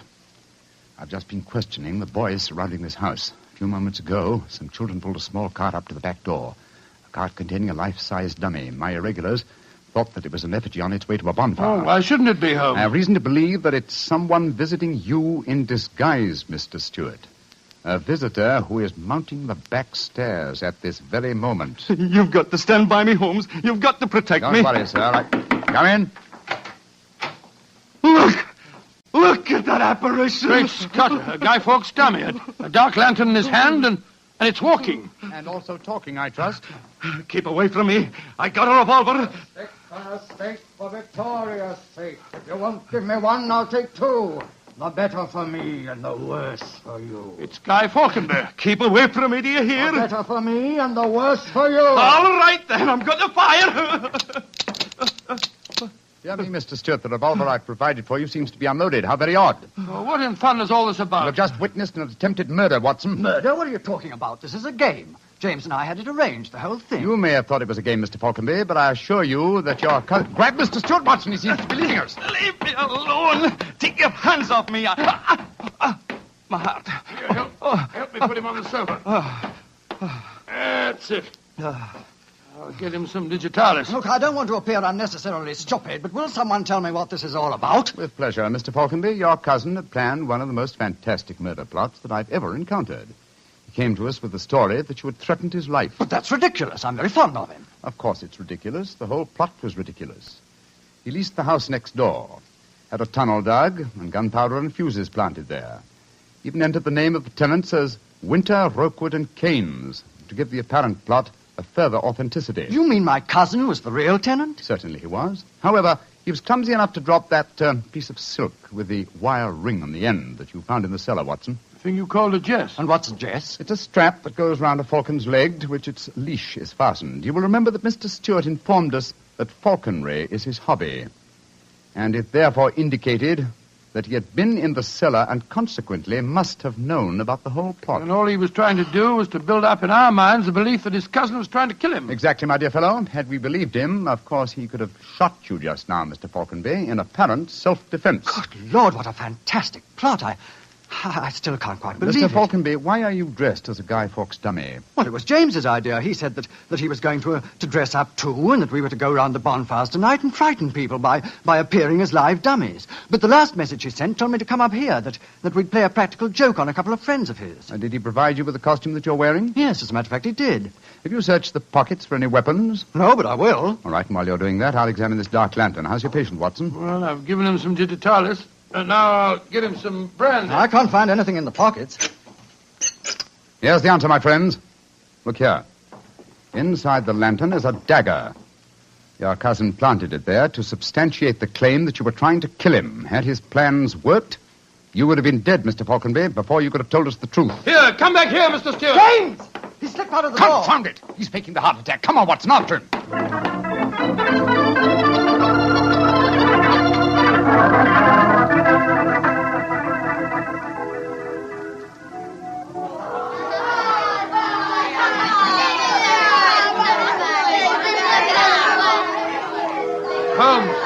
Holmes, where are you?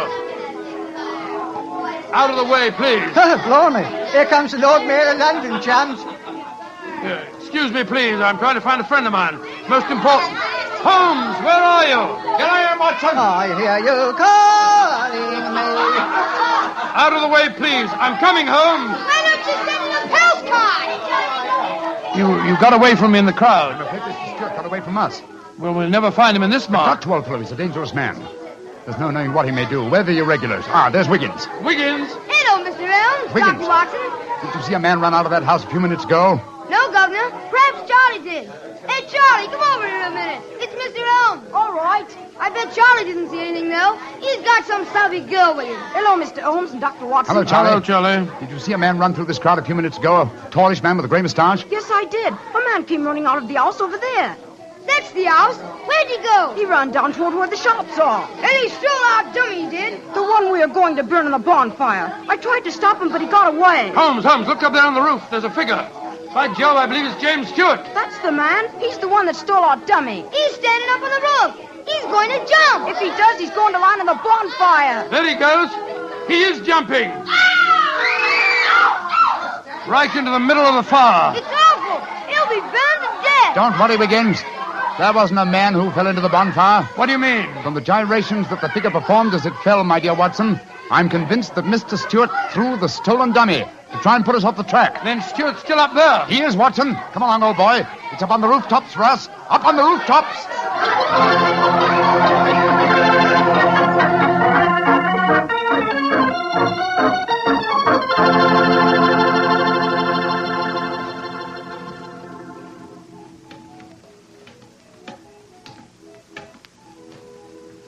Here, Watson. Let me help you up. Can you reach my hand? Yeah, I got it. All right, then. Up you come. Come on. That's it. Phew. Seems to me that fire escapes must be designed for giants. Keep your eyes skinned, old fellow. Stewart's a dangerous man. Might be hiding behind those chimney stacks. Come on. Upon my soul, this is a strange place to be on Guy Fawkes night. Yes, a comprehensive case, Watson. Starts in a cellar and ends on a rooftop. Look, Holmes. By the parapet there. The crumpled body of Mr. Stewart. Looks to me as if it... Yes. He's dead, Holmes. Well, it's not surprising. The effort of carrying the dummy up here and throwing it, combined with his own state of excitement, were too much for him. Well, quite frankly, I can't say that I'm sorry. No, he planned a murder. If it hadn't been for you, he would have succeeded. An extraordinary case, Holmes. Yes, old chap, and one that should long make us remember the 5th of November. By Jove, yes. Please to remember the 5th of November. Gunpowder treason and plot. I see no reason why gunpowder treason should ever be forgot.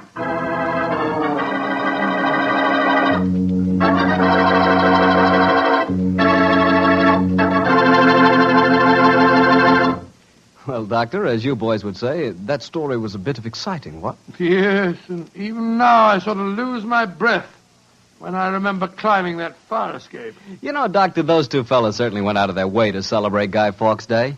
Now, take me. When I got a little celebrating to do, I like to do it quietly. Some friends, a glass of port. Yeah, Petri port, of course. What else? Leave it to you. No matter what the occasion is, you can somehow make it a perfect occasion for Petri wine. How do you do it, old fella? Don't ask me how I do it. You mean, how does the Petri family do it? How can they make such swell wine? Well, the answer is experience. The Petri family has been making fine wine for generations. And ever since they first established the Petri business way back in the 1800s, they've handed on down from father to son, the fine art of turning luscious, sun-ripened California grapes into fragrant, delicious wine. That's why when you want a wine for any occasion, before dinner, with your meals, or after dinner, you can't go wrong with a Petri wine, because Petri took time to bring you good wine. And now, Dr. Watson, what Sherlock Holmes adventure are you going to tell us next week? An old favorite, Mr. Bartell, a story that concerns strange music that was heard in a lonely house in the English countryside, and of the living death that stalked there. I call it The Adventure of the Speckled Band.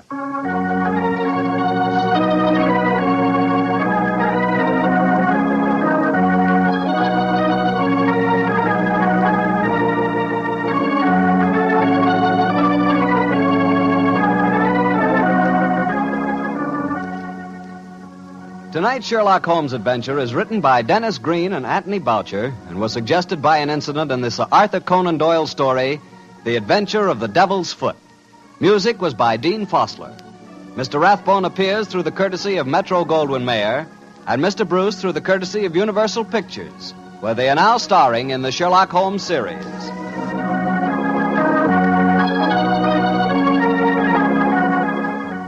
The Petri Wine Company of San Francisco, California, invites you to tune in again next week, same time, same station. This is Harry Bartell saying goodnight for the Petri family. Sherlock Holmes comes to you from our Hollywood studio. This is the Mutual Broadcasting System.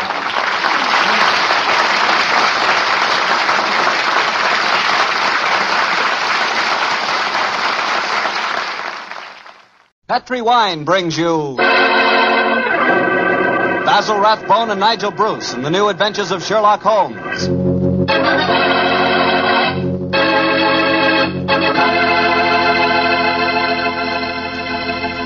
The Petri family, the family that took time to bring you good wine, invites you to listen to Dr. Watson tell us another exciting adventure he shared with his old friend, that master detective Sherlock Holmes.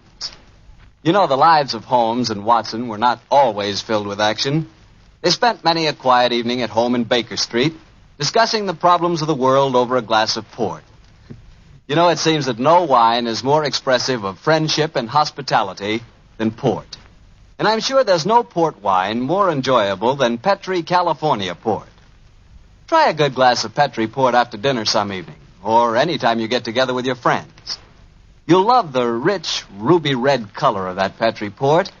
You'll love its smoothness and full body, its remarkable and wonderful flavor. A flavor that comes straight from the heart of luscious, hand-picked grapes. Serve that Petri port alone, or serve it together with cake or cookies or with fruit. Yes, and serve it proudly. You can, because the name Petri is the proudest name in the history of American wines.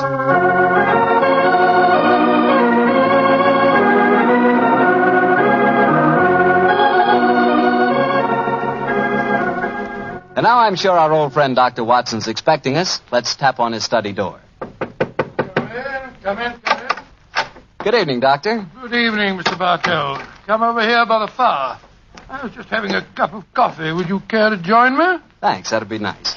It'll prevent you falling asleep during my story tonight. There's no chance of that, Doctor. From the hint you gave us last week, it sounded like quite a story.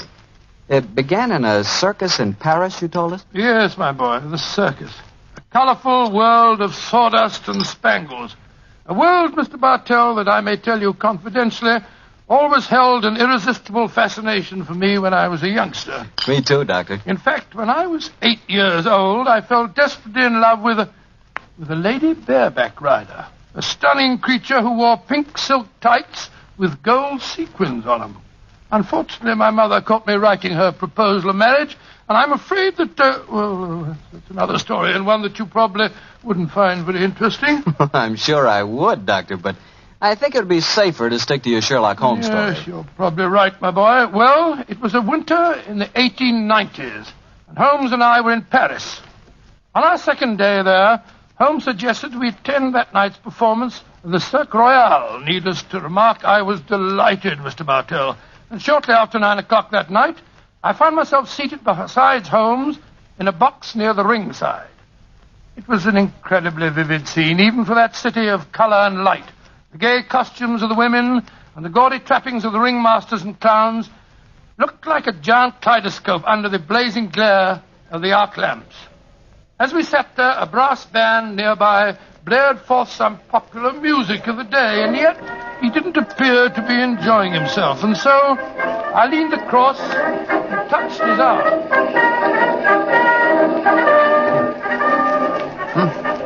What is it, Watson? Well, you're very quiet, Holmes. Aren't you having a good time? A good time, I suppose, old chap. I was just wondering where Mr. Edwards is. Mr. Edwards? Who's he? An extremely distinguished client who was to meet us in this box at 9 o'clock. Client. So this little excursion was on business after all. Yes, I might have known it. Don't worry, old fellow. In your case, I think you'll be able to combine quite a little pleasure with the business. Can't you be a little more explicit, Holmes? Shh. Here comes the ringmaster. Mesdames et messieurs, j'ai l'honneur de vous présenter ce soir la grande vedette du cirque, Mademoiselle Gisèle Girondet, équestrienne incomparable.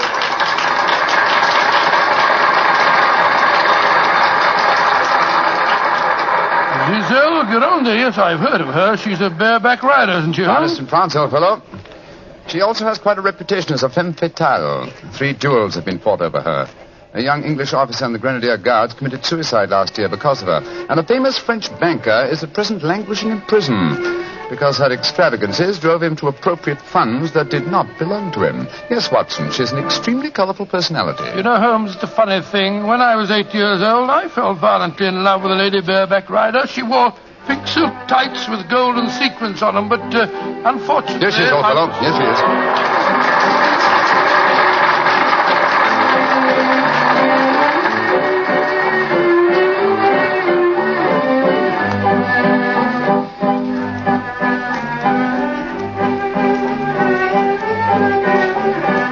Holmes, she's exquisite. Look at the way she's jumping from the back of one horse to the other. Sheer poetry of motion. The lady appeals to you, Watson. By George, yes, indeed she does. In fact, Holmes, I don't mind telling you that if I weren't a married man and a poor you'd like man... to court the lady, eh? Yes, I should Excellent, indeed. old fellow, excellent. That's the very reason for our attendance at the Well, what circus. in heaven's name are you talking about, Holmes? Ah, there you are. Good evening, Mr. Edwards. Holmes, my dear fellow, how are you? I haven't seen you since that little affair at Windsor Castle when Mother... Excuse me, sir. I am Mr. Mycroft, and this is my friend, Sir William Nigel.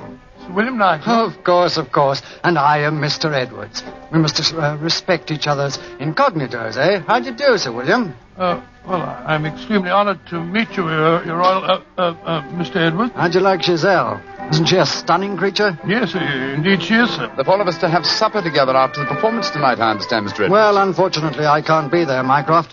There's some stupid affair at the embassy which I have to attend. We must postpone the dinner until tomorrow night. Oh, very well, sir. Come over to my hotel a little early and we can discuss the whole business. Personally, I think a lot of fuss is being made about nothing.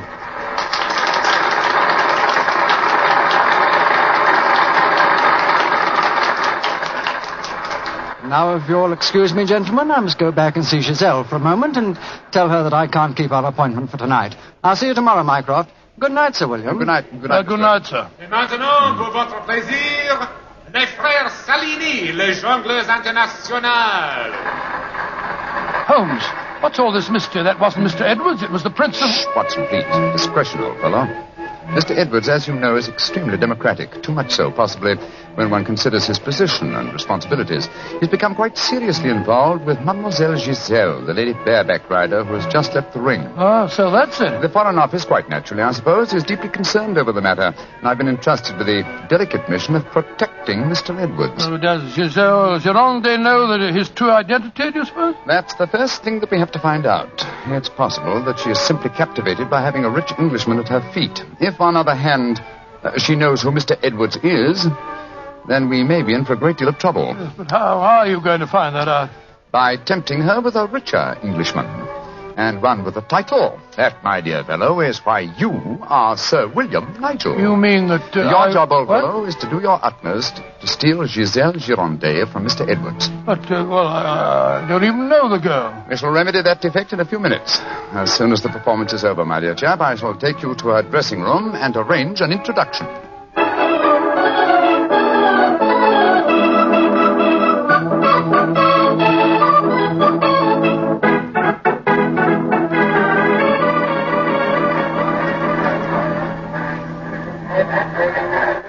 must say, Holmes, the backstage life at a circus is even more colorful than in the ring. What makes you say that, old fellow? Well, I just saw a pinhead having tea with a bearded lady while a sword swallower was standing behind him practicing his act. Oh, hello. See that man standing talking to the girl in tights? Yeah, attractive, isn't she? The gentleman is Inspector Vernet of the French police, an old friend and a distant relative of mine. Vernet, how are you? Ah, Holmes, mon cher ami, comment ça va? No, Vernet, please. On this occasion, my name is Mycroft, if you don't mind, and this is my friend, Sir William Nigel. How do you do, Inspector? Enchanté, Sir William. Permit me to introduce Mademoiselle Yvette Marat. How you do? How do you do, madame? What brings you behind the scenes at the circus, may I ask, Monsieur Mycroft? My friend Sir William is most anxious to make the acquaintance of Mademoiselle Girondet. But of course, every man wishes to meet Giselle Girondet. Why not ask Vernet? He will present you to her. Ha! He knows her well. Oh, now, Yvette, chérie, do not begin that all over again. You're in love with her. You've always been in love with her. I wish you were dead. Sometimes I think I could kill her myself. Upon my soul, Inspector, she's a fiery little thing, isn't she? Ah, ça c'est vrai, ça, Sir William. Many times I've told her that Giselle Girondet would never waste her time with a simple police inspector. She prefers a wealthy foreigner. But Yvette ne comprend pas. She does not understand and she does not believe. Mademoiselle Marat was dressed in tights, Vernet. And what does she do in the circus? She walks the tightrope. She's yes, queen of the high wire. Mm-hmm. A charming and a talented girl, but a most jealous one. Vernet, my distinguished friend Sir William Nigel is most anxious to meet Giselle Girondet. Will you introduce him? I should prefer not to appear on the matter at this stage. Oh, mais certainement. I will take you to her dressing room. Please come with me, Sir William. Yeah, right. I'll see you later, Holmes. I'll be waiting for you, old chap. Good luck. Hey, you're a lucky man, Sir William. Giselle has quite a penchant for the Englishmen. And when they are rich and have a title, I am sure she finds them irresistible. You really think so? Oh, but of course. Ah, quel dommage that I'm only a poor policeman. Here we are. Entrez. Giselle, mon chou, permit me to present to you Sir William Nigel. He's a great admirer of yours. Yes, indeed, madam. Ah, Sir William Nigel. Come and sit here beside me, Sir William. I shall leave you. Au revoir. Sit closer. There. That is much more cozy, no? Oh, it's very nice of you to see me, Mademoiselle Gironde. Oh, don't be so formal, my Englishman. You may call me Giselle, and I shall call you... Let me see, I shall call you... Sir William... Willie! I shall call you Willie. You do not mind? Mine, I'm very delightful. Quite delightful, my dear. I was hoping perhaps that you'd care to have a little supper with me tonight, Giselle. So what about some oysters, a cold pheasant, and a bottle or two of Pomeranian Green 072? And you get to taste rather well, don't you think? Oh, Willie, I can see you are a perfect host. I don't know about that. One moment, I get my cloak. Well, you know, Giselle, it's a funny thing. What is a funny thing, Willie? When I was 8 years old, I fell violently in love with a lady bareback rider at a circus. History seems to be repeating itself. Here. Alfieri. Do you no longer knock when you come to my door? Who is this man? My name is Nigel, Sir William Nigel, my good man, and who may you be? I am Alfio Alfieri. I am Alfio Alfieri. And what is he? A trainer of wild animals. An imbecile. Va-t'en! You must not speak to Alfio in that way. You belong to me. Send this stupid Englishman away. Founded impudence. Grossier. Belong to you. Giselle belong to no one. Do I have to take my whip to put you? down that way. Put it down, you scoundrel. Next time it will be your face, cara You mia. infernal blackguard. Raising your hand against a woman. Shocking. Bravo! Monsieur Willie has knocked him down. He certainly deserved it. Oui. And you in turn deserve something, Willie. Oh, what was that? Come close, Willie, and I give it to you. A little kiss. Oh, kiss? Thanks awfully. Oh,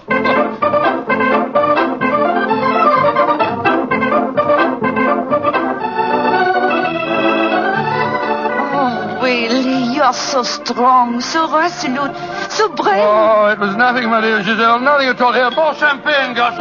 More champagne. Oh, Willie!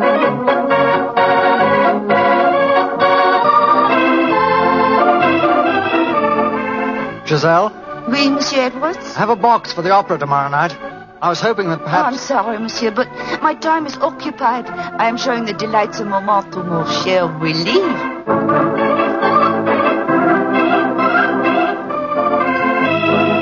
Mademoiselle aime mieux le collier de perles à 5 rangs ou celui à 3 rangs? He says, which do I prefer, the 5-string color pearls or the 3-string color pearls? What does my Willie think? So that you can't hang too many pearls on a pretty neck like yours. I'll take the 5-string collar, my good fellow. You're doing splendidly, Watson, splendidly. Yes, but Holmes, I felt such a blasted fool handing that jeweler fellow a check signed by Sir William Nigel. Are you quite sure that it'll be honoured? Don't worry, old fellow. Remember who our client is. Money is the least important concern in this matter. On with the masquerade, old fellow. On with the masquerade.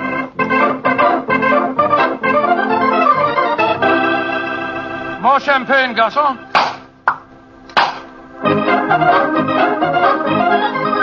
Willie, you are such a headstrong boy. More champagne.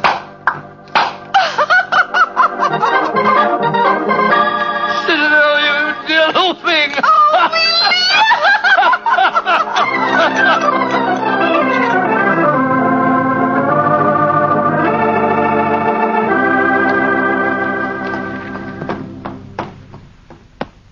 Good evening, Vernet. Has Mademoiselle Girondet come in for the evening performance yet? Yes, Monsieur Holmes. I escorted her to her dressing room half an hour ago. Monsieur Edwards is in there with her now. At last, it seems, she has use for a poor policeman. Last night, she found a threatening letter on her makeup table. Since then, she has been most grateful for my company. A threatening letter, eh? Any idea who might have sent it? Oh, yes, of course. I'm afraid I have, Monsieur Holmes. I told her to pay no attention. By the perfume of the notepaper, I recognized the sender. A jealous tightrope walker called Yvette Marat. Oh. Poor Yvette. She would make a very inferior criminal, I'm afraid. Still, Giselle asked me to stay outside her dressing room till the performance starts. You wish to see her? Yes. Oh, good evening, Mr. Edwards. Evening, Mycroft. Evening, Inspector Werner. Comment ça va, Monsieur Edwards? Look here, Mycroft. I think this little game's gone far enough. Giselle has just refused another invitation of mine.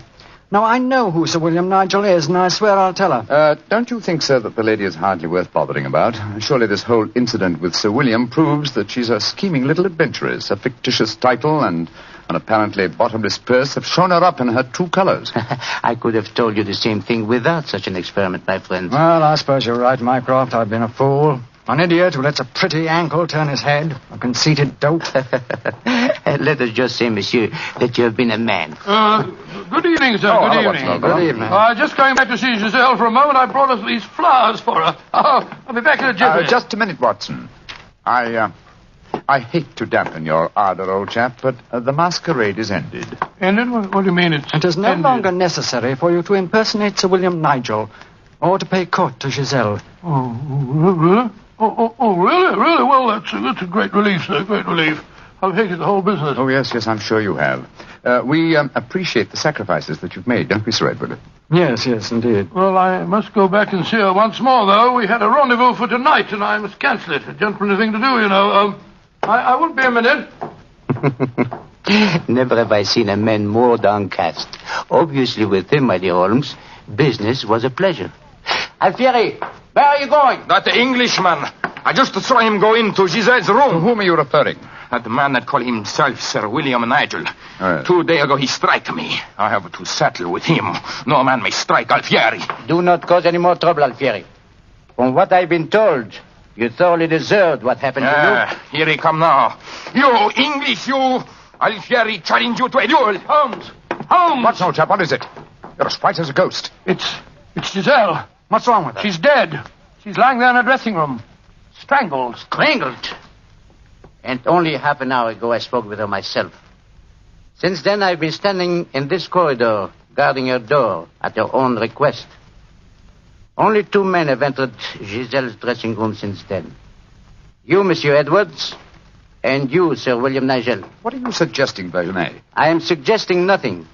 I am stating that these 2 gentlemen are under arrest for suspicion of murder.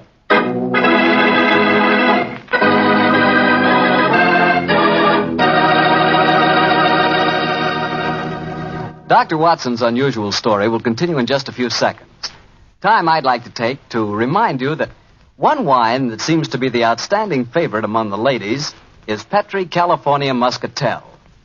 That's probably because, like a beautiful woman, Petri Muscatel is subtle and intriguing. Petri Muscatel is the color of burnished gold. And its flavor, well, it's the flavor of big, plump Muscat grapes, picked by hand carefully and tenderly, and they're just full of wonderful, delicious juice.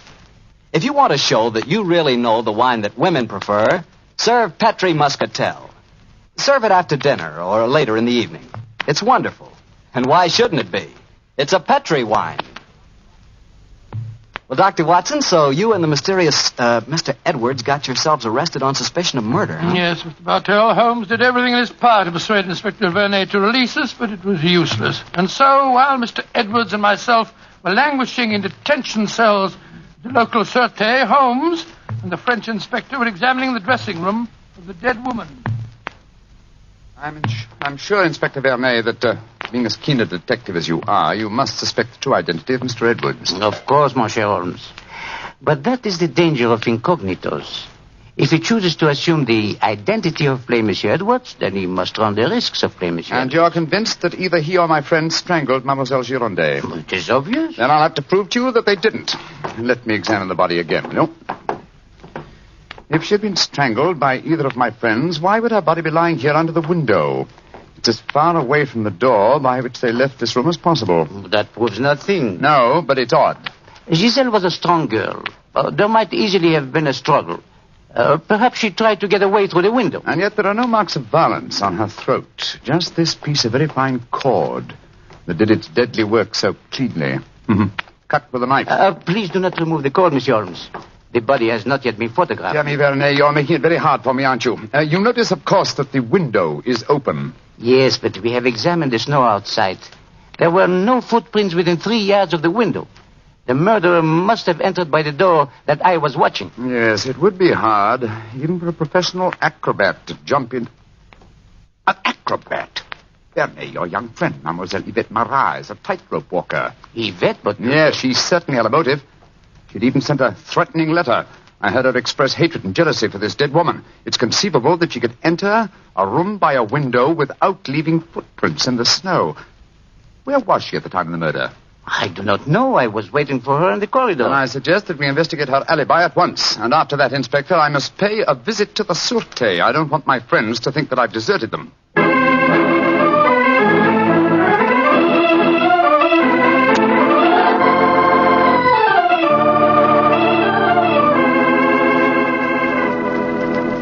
Excuse me, sir. Yes, Holmes. I'm afraid it looks rather black.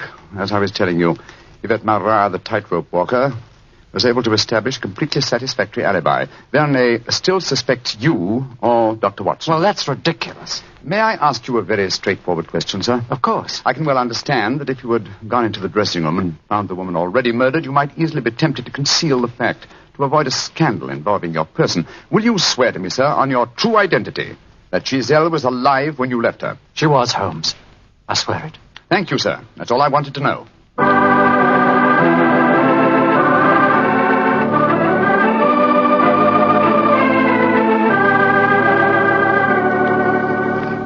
Holmes, I'm glad to see you. You know, I've been thinking. All this depends on Vernet's evidence. But supposing he was the murderer. He told us that Giselle had turned him down, you know. I'd thought of that, but Mr. Edwards swears that Giselle was alive when he left the room. And yet that means that Mr. Edwards... Oh, no. It's unthinkable. Holmes, you're not suggesting. Holmes, if I thought that were possible, I'd confess to the murder myself.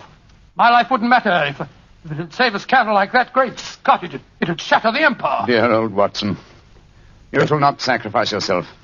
You're as valuable a British institution as the Lion himself. No, my dear fellow. We shall never sacrifice you, not while my mind is still capable of... My mind? That's it! Thank you, Watson. You've given me the answer. Holmes, what are you burbling Be about patient, now? old fellow. In half an hour, you'll be out of this cell, and the real murderer will be in it.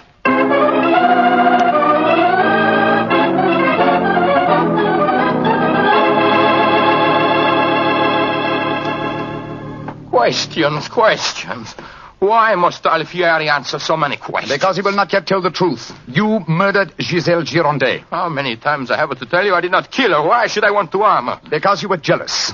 Because she humiliated and tormented you. But I was not in her dressing room. I've already proved that fact. Am I a magician that I can kill somebody without entering a room? Alfieri, I know how you killed Giselle Girondet without its necessitating your entering this room. And you're a smart man. Please to tell me. I don't need to tell you. With the aid of Vernet, I'll show you. Open the window, Alfieri. What game is this? Very well, then. I'll open the window myself. Put your head out. Come on. So.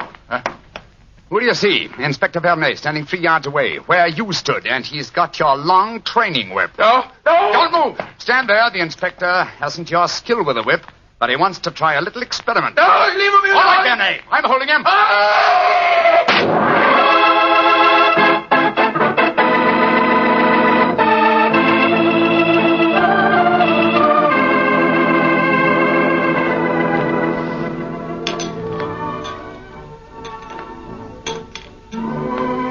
Well, Mr. Edwards, I mean, well, sir, this is a pleasant change from a prison cell, isn't it? It certainly is. Holmes, I can't tell you how grateful I am. I still don't quite understand how you did it. Watson, in rather a roundabout way, was responsible for giving me the clue. Oh, how was that, Holmes? Well, on more than one occasion, old chap, I've had cause to deplore your rather florid style of writing. Tonight, I was very thankful for it. When I began to speak of the capabilities of my mind, suddenly I remembered a phrase of yours in which you referred to its whip-like rapidity and accuracy. That, of course, made me think of Alfieri, the animal trainer. Exactly how did he kill the poor girl? Well, sir, he stood outside the window, far enough away to leave no incriminating footprints. Called to Giselle, probably persuaded her to lean out, then snapped the whip around her neck, pulling it tight and strangling her. And then I suppose he cut the cord and let the body fall back into the room. Precisely, old fellow. We found a whipstock among his tackle, a whipstock from which the lash had been cut. The stub of lash left matched the cord around the dead girl's throat. Amazing business. And I don't mind telling you, fellas, I'm very thankful to be through with it. Yes, so am I, sir. In fact, I wouldn't be at all surprised if this whole incident cures me of my love of circuses. Oh, I didn't know you had a predilection in that direction, Watson. Oh, yes, sir. Yes, if you don't mind my saying so. When he was 8 years old, he fell in love with a lady bareback rider. Didn't you, Watson? Indeed. What happened? Well, sir, I don't remember her name, but she wore pink silk tights with golden sequins on them. And I wrote her a rather hot-headed letter.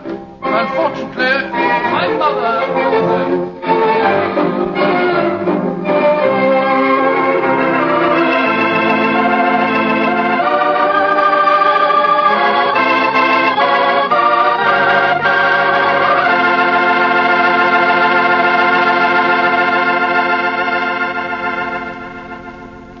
Well, Doctor, that was one of the most unusual stories you've ever told. And I might say you played a very prominent part in that case yourself. Oh, I suppose I did at that, Mr. Bartell. Giselle was a beautiful girl. Beautiful. Boy, I sure love that nickname she gave you. Wheelie. Yes, I thought it rather nice myself. Well, that is, I mean... Don't get embarrassed over a nickname, Doctor. You should hear the nickname I had. When I went to school, all the girls called me Bottles. Bottles? Oh, I see, from Bartell. Bartell?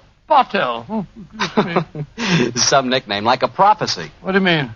Well, they called me Bottles, and now that's what I like to talk about most. Bottles. Bottles of Petri wine. Oh, I should have known. And I'd like to talk about Petri wine because, as far as I'm concerned, it's the swellest wine that ever poured from a bottle.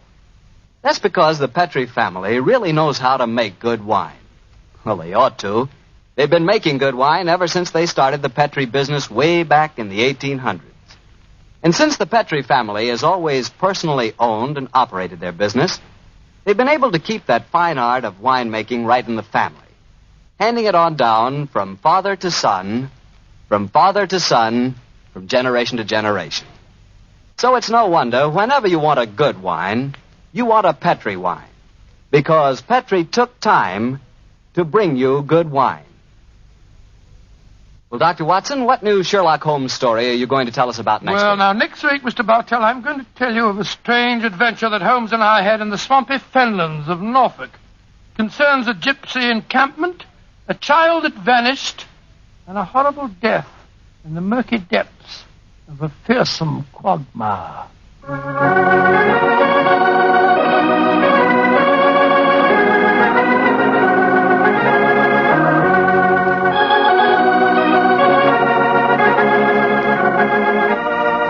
Tonight's Sherlock Holmes adventure was written by Dennis Green and Anthony Boucher and was suggested by an incident in the Sir Arthur Conan Doyle story, The Adventure of the Three Students. Music is by Dean Fossler. Mr. Rathbone appears through the courtesy of Metro-Goldwyn-Mayer, and Mr. Bruce through the courtesy of Universal Pictures, where they are now starring in the Sherlock Holmes series.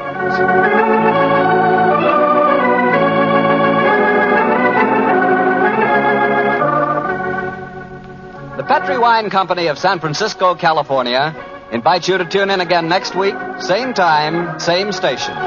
Sherlock Holmes comes to you from our Hollywood studios.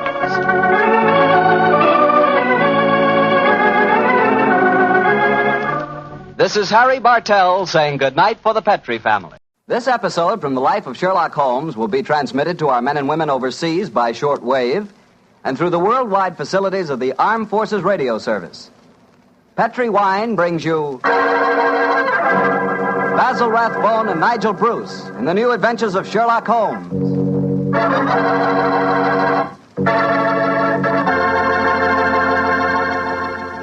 The Petri family, the family that took time to bring you good wine, invite you to listen to Dr. Watson tell us another exciting adventure he shared with his old friend, that master detective, Sherlock Holmes. And as for me, well, I'd like to tell you that a time like right now is the perfect time for a glass of Petri California port. After you've had a good dinner, boy, Petri port is a real topper. That rich, deep red Petri port is really an extraordinary wine. Even its color's different. And as for its flavor, well, it'll take a better man than me to describe that. Petri port is a hearty wine, sure. And every other quality that you look for in a good port, you'll find in Petri port, and then some. Try Petri port by itself, or serve it with fruit, with nuts, or with cake. But share it with your friends, will you? Because you can serve it proudly. After all, it is a Petri wine, and that name Petri is the proudest name in the history of American wines.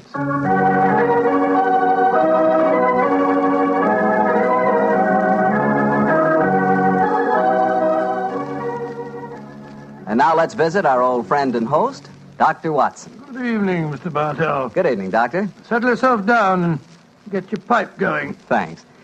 Doctor, last week you told us that tonight's story took place in the Casbah at Algiers. Yes, the Casbah.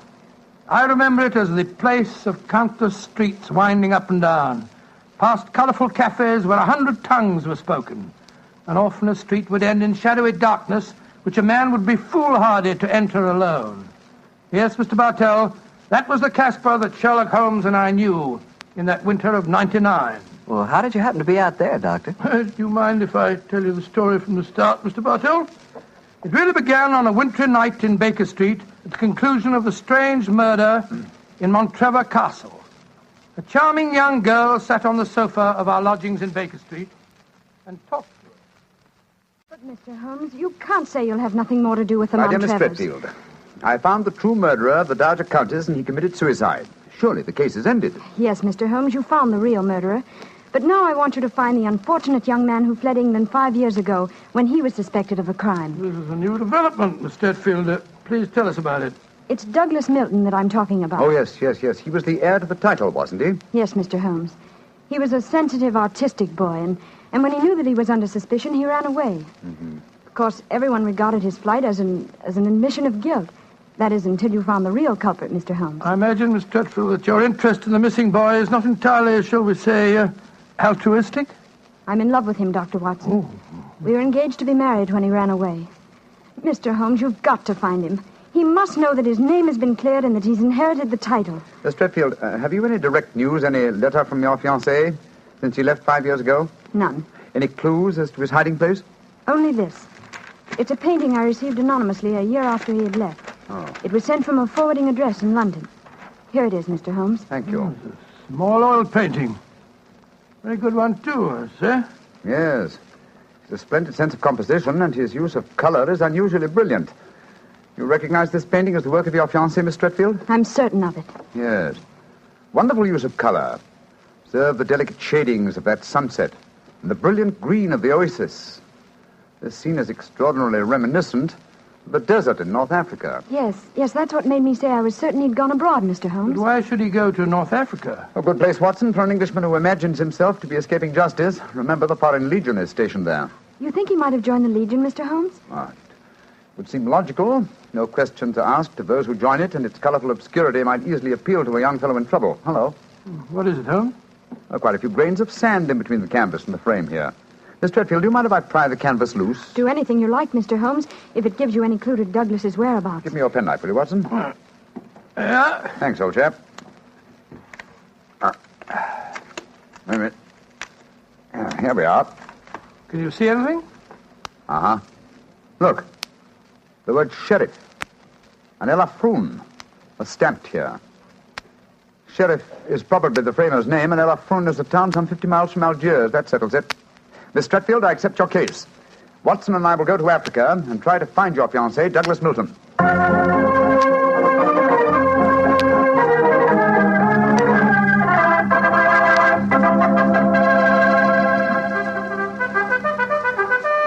Monsieur Sherlock Holmes and Dr. Watson. I have heard of you so often, but I never thought I should see you here at the headquarters of the Foreign Legion.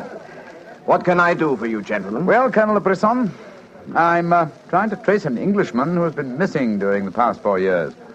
I have reason to believe that he might have joined the Legion. Yeah, I shall look in my records. Let me see. 4 years ago would be 1895. If Sherlock Holmes is tracking him, then I suppose he was in trouble in his own country. If he was in trouble, he might easily have come to us. We ask no questions. 97, 96, 95. In that year, 3 young Englishmen joined us. One of them died of dysentery 2 years ago in Cedar Raji.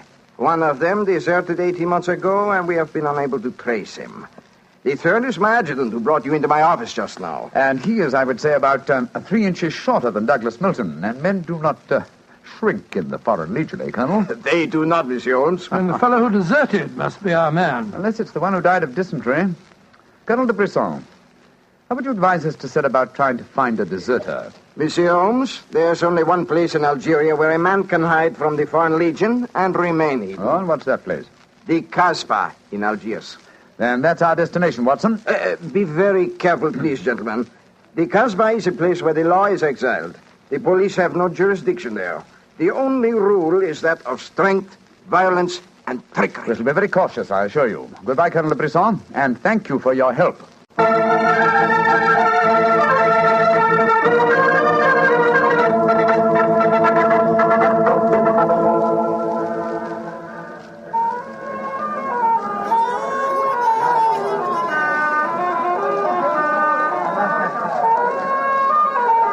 Well, I must say that I think Colonel de Brisson rather exaggerated the dangers of the Casbah. I suppose you're going to tell me this cafe is the headquarters for a dope smuggling ring or white slaving or something. Its ramifications are even more extensive than those you've mentioned. You're joking, Holmes. I assure you I'm not, old fellow. What? My old friend Duhamel is chief of police in Algiers. When I told him our mission, he advised me to come here. A 500-franc note, and the proprietor can obtain any and all information regarding the underworld. For as little as 200 francs, he can arrange a murder. So that gives you some idea of the relative values in the Casbah. Good Lord, then you've already spoken to the proprietor? Oh, yes, a charming, scoundrelly fellow by the name of Rafi. I gave him 500 francs and asked him to set his underworld grapevine in motion to see whether an Englishman living in hiding here in the Casbah could be found. And I thought we'd come here for a quiet meal. Here comes Rafi now. Let's hope he has news for us. Here we are, Rafi. Come and sit down, won't you? Rafi works fast, does he not, Mr. Holmes? Your friend is... My friend knows that you're working with me. We'll be found out. A drink first. The tongue of Rafi is parched. Would you have me die of thirst before I give you my news? Vermouth cassis. Easy, Rafi. You have news for me, then? But yes. Good, what is it? First, you will pay me more money, no? But I gave you 500 francs. You said that you'd do the job for that. Can I help it if some tongues are more costly to make wag than others? It took the 500 to get the wag. Am I to have nothing for my own trouble? Votre vermouth cassis, Monsieur Rafi. Ah, good. The gentleman will pay for it. There you are. Merci. I will drink to your health, gentlemen, both of you. You will pay me more money, no? But my friend's already given you 500. You should stick to your bargain, my good fellow. My information is a bargain at 750 francs. It would be a bargain at 1,000, but Rafi will let you have it for 750 because he likes you. I see. You will give it to me, no? And if I refuse? Then you get no information, and perhaps I spread news in the Kasbah that makes it uncomfortable for you gentlemen to be there. Wait, Scott, this is blackmail. I get the money, no? You're a scoundrel, Rafi. Of course I am a scoundrel. Here's your money. And information? There is an Englishman hiding here in the Kasbah. I do not know his name, but he is tall and fair-haired. I cannot tell you where he lives, but if you go to the Cafe of 1,000 Sighs, you will find a girl who sings there. A girl who sings like a nightingale. Her name is Aisha, and she can lead you to your Englishman. A girl named Aisha, in the Cafe of 1,000 Sighs. That is right. I would suggest that you go there in disguise. Two well-dressed Englishmen might find themselves in trouble. For a small fee, say 200 francs, I will escort you there myself. Thank you, yes. I think we can manage by ourselves, Rafi. Oh, if your business is concluded quickly and time weighs heavy on your hands, Rafi can take you to some places of rare interest. Dancing girls that wither one's eyeballs with their beauty. For 500 francs, gentlemen... Thank you, Rafi, thank you. I have a feeling the time will not weigh heavily on our hands. Good night. You work too hard, gentlemen. You should learn how to play. Good night. On my soul, I think that fellow's the biggest blackguard I ever met. I quite agree, old chap, but he is amusing. By the way, Holmes, don't you think that when this case is finished, we might have a time on our hands? Oh, Watson, you're incorrigible. But I think... Watson. What is it? The man sitting over in the corner by himself. By Joe, yes, his face seems familiar. We've seen him before somewhere. Of course we have. His name is Oliver Leeming. We met him at the inquest on the Montrevor case. So we did. Now, what on earth do you suppose he's doing here in the Casbah? Not on a holiday, I'm sure. Mr. Oliver Leeming, if you recall, is a cousin of Douglas Milton's. The man we're searching for. If Milton were ever declared legally dead, Mr. Leeming over there would inherit the title. It looks to me as if we're not the only people in the Casbah who are searching for the missing heir. That's true, old fellow. Come on, let's go and talk to the gentleman.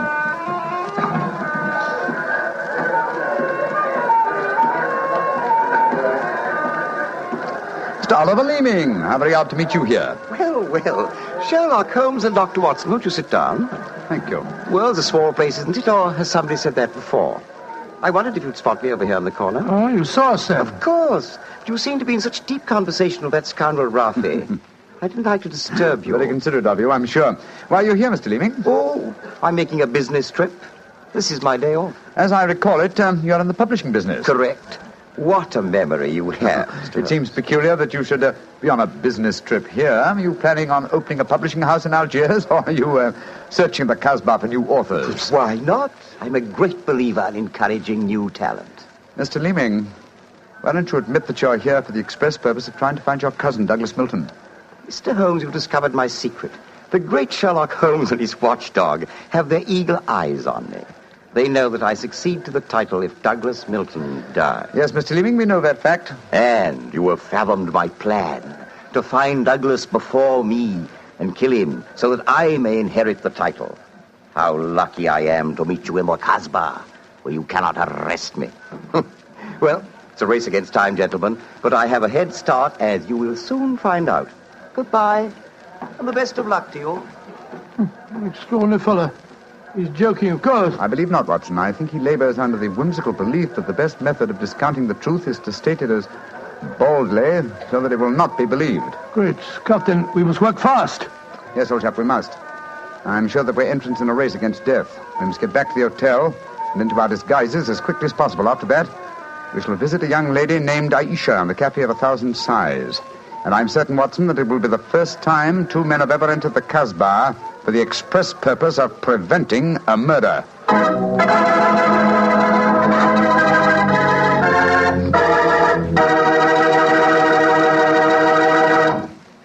hear the rest of Dr. Watson's story in just about a second, which gives me time to remind you that if you like the flavor of big, plump, juicy Muscat grapes, you'll love the flavor of Petri California Muscatel. What a wine. Petri Muscatel is the perfect after-dinner wine. It looks good, smells better than it looks, and when it comes to the taste department, well, you never tasted anything like it. For a really good wine, remember first Petri, then Muscatel. Petri Muscatel. Well, Doctor, I can hardly wait to hear what happened next. You and Sherlock Holmes went back to the hotel, I suppose. Yes, Mr. Bartell. Holmes quickly adopted the disguise of an Arab guide, while I assumed the role of a tourist. And we started off on our search. Outside the Cafe of 1,000 Sighs, we met with a rude shock. Good Lord. It's the fellow we met in the cafe. Yes, Oliver Leeming, with a knife between his shoulders. He's dead, Holmes. Shouldn't we get into touch with the police? What can they do? Remember, there is no law in the Casbah. In any case, this man is beyond our help. Our job is to protect the living. Come on, old fellow. Let's go to the Cafe of 1,000 Sighs and find this girl, Aisha. The girl, Rafi says, sings like a nightingale. Comme mon oiseau qui chante, je l'appelle ma petite bourgeoise. Ma ton kiki, ma ton kiki, ma ton quinoise. Il y en a d'autres qui me font le doux yeux, mais c'est elle que j'aime le mieux.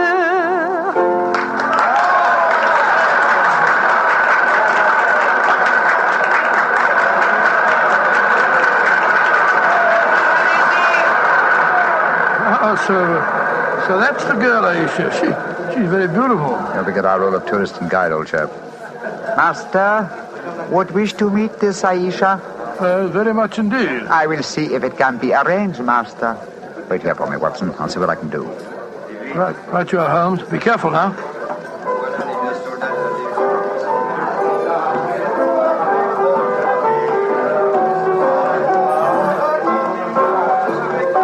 Mademoiselle Aisha? What you want, greasy one? There is an Englishman at the table over there. He wishes to talk to Aisha. Which one is he? The man who sits at the table in the corner. He is very rich, Aisha, and he admires you a great deal. He told me to give you this 500-franc note. So? Very well. You may bring him to my rooms. The door is at top of stairway, to the right. Good, Aisha. I fetch him. I shall be waiting.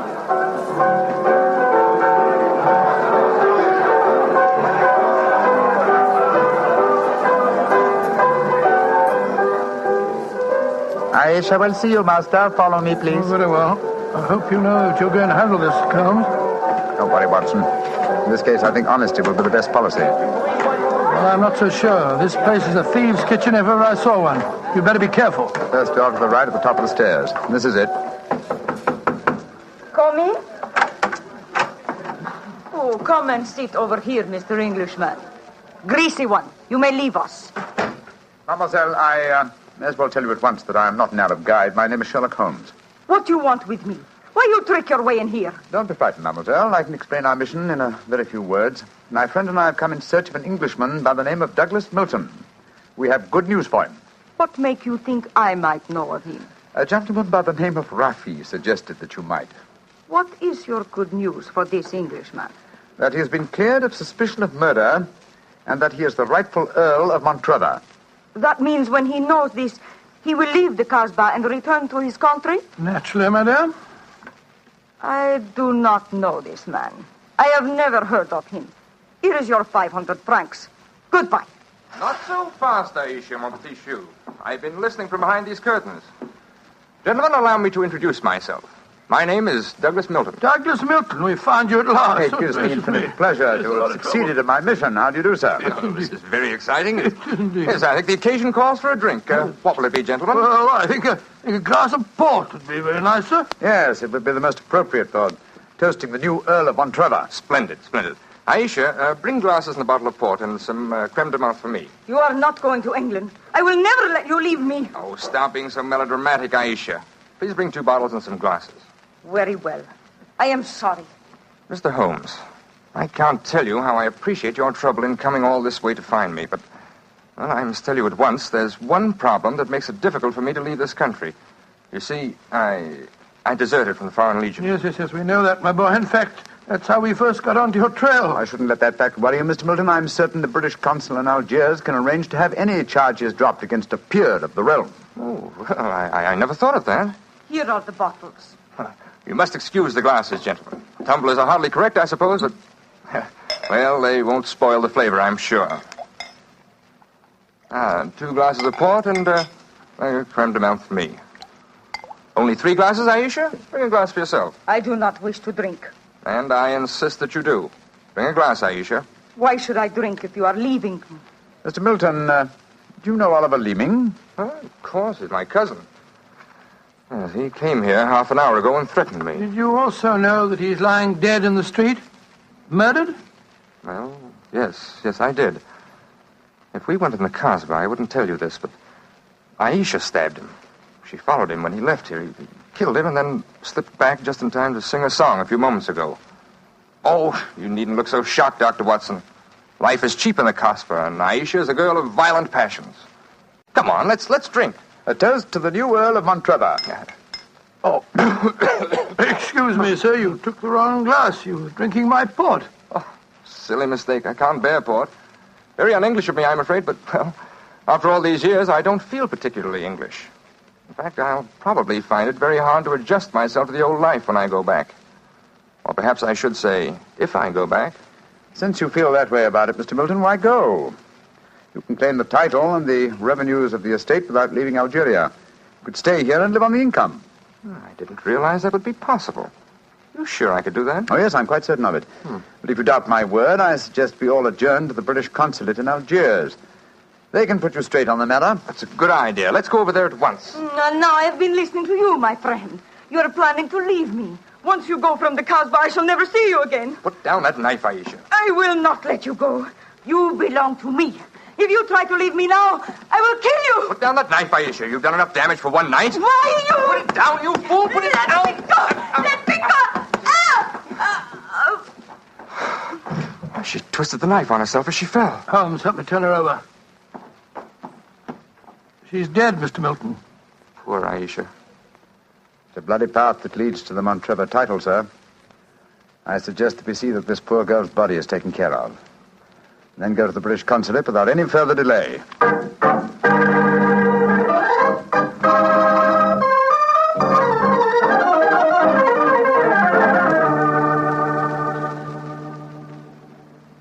Now that we're at the consulate, Mr. Milton, I suggest that you swear on oath that you are Douglas Milton, heir to the Montrevor estate.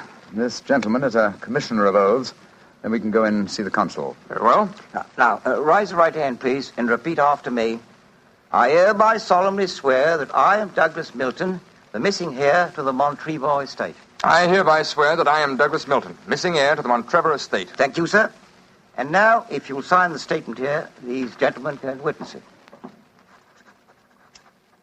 There you are. Thank you, sir. And now, if you gentlemen will sign. Yes, certainly. Thank you, gentlemen. The document is now legal. Splendid. Now let's go over and see the consul. Not yet, my friend. Watson, this man is not Douglas Milton. What the devil are you talking about? There is no law in the Kasbah, sir, so you cannot be punished for the 2 murders you committed there. But now that your avarice has tempted you here to Algiers, where you've been foolish enough to sign a false statement, I think we can at least settle you very nicely for desertion, false impersonation, forgery, and perjury. Holmes, what do you mean? The story should be obvious, old fellow. Oliver Leeming did track down the deserter. Recognition was uncertain after so many years, but at least it gave this gentleman the idea of impersonating the real Douglas Milton, a friend of his. You have a lively imagination, Mr. Holmes. The real Douglas Milton died of dysentery 2 years ago in Sidi El Raj. As soon as the idea of impersonating Milton was born, Leeming had to die. Your theories are very interesting, but you haven't a shred of proof. I say that I'm Douglas Milton. How are you going to prove otherwise? Very simply, my dear sir. Douglas Milton was a painter who excelled in the use of vivid colors. You, sir, suffer from the quite common malady of red-green color blindness. Less than an hour ago, you mistook a glass of port, which is red, for a glass of creme de menthe, which is green. I knew at once that you were an imposter. You're cleverer than I thought you were, Holmes. Goodbye. Here, come back. No, Watson. Don't go after him. But we can't let him escape, Holmes. Don't worry, old chap. He won't escape. I sent a message to Colonel de Brisson. If you go to the window, I think you'll find that the consulate is being watched. The Legion has a long memory for desertion. I don't think he'll get very far. They got him, Holmes. Shot him as he was trying to run away. A just death for him. He lived a life of violence and treachery, Watson. It's only fitting that he should die in the same manner.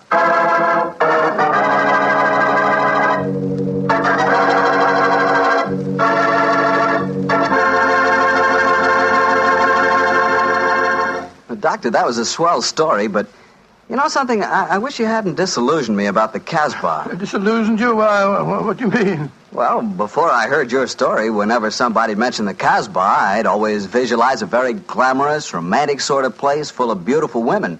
Every one of them a ringer for Hedy Lamarr. No. Yep.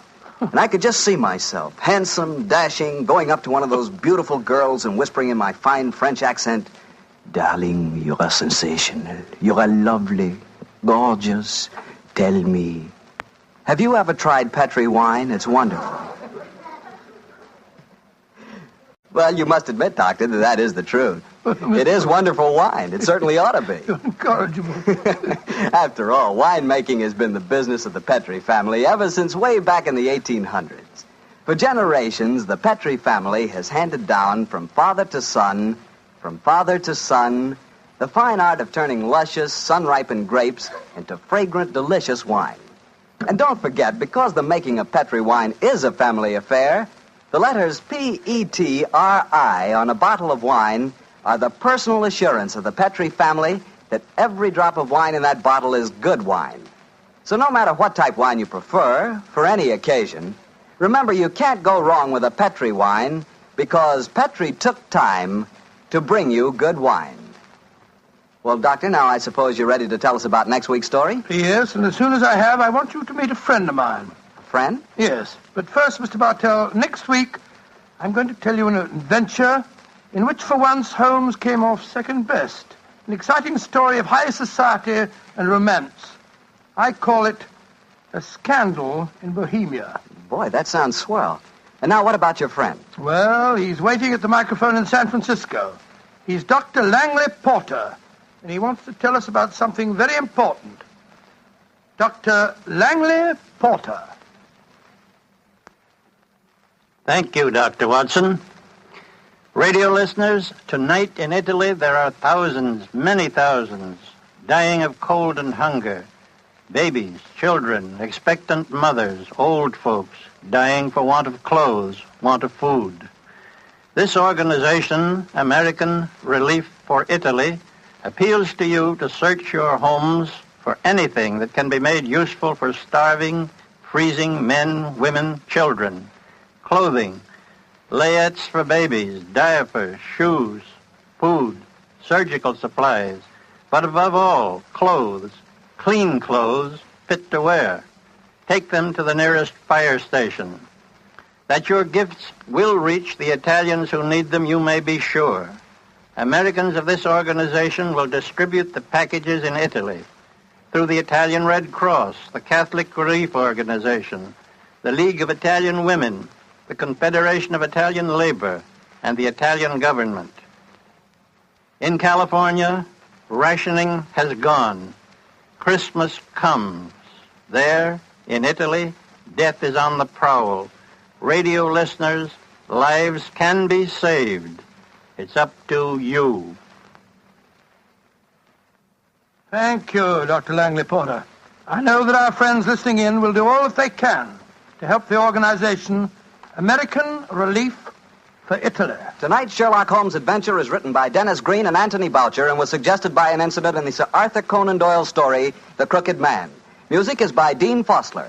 Mr. Rathbone appears through the courtesy of Metro-Goldwyn-Mayer and Mr. Bruce through the courtesy of Universal Pictures, where they are now starring in the Sherlock Holmes series.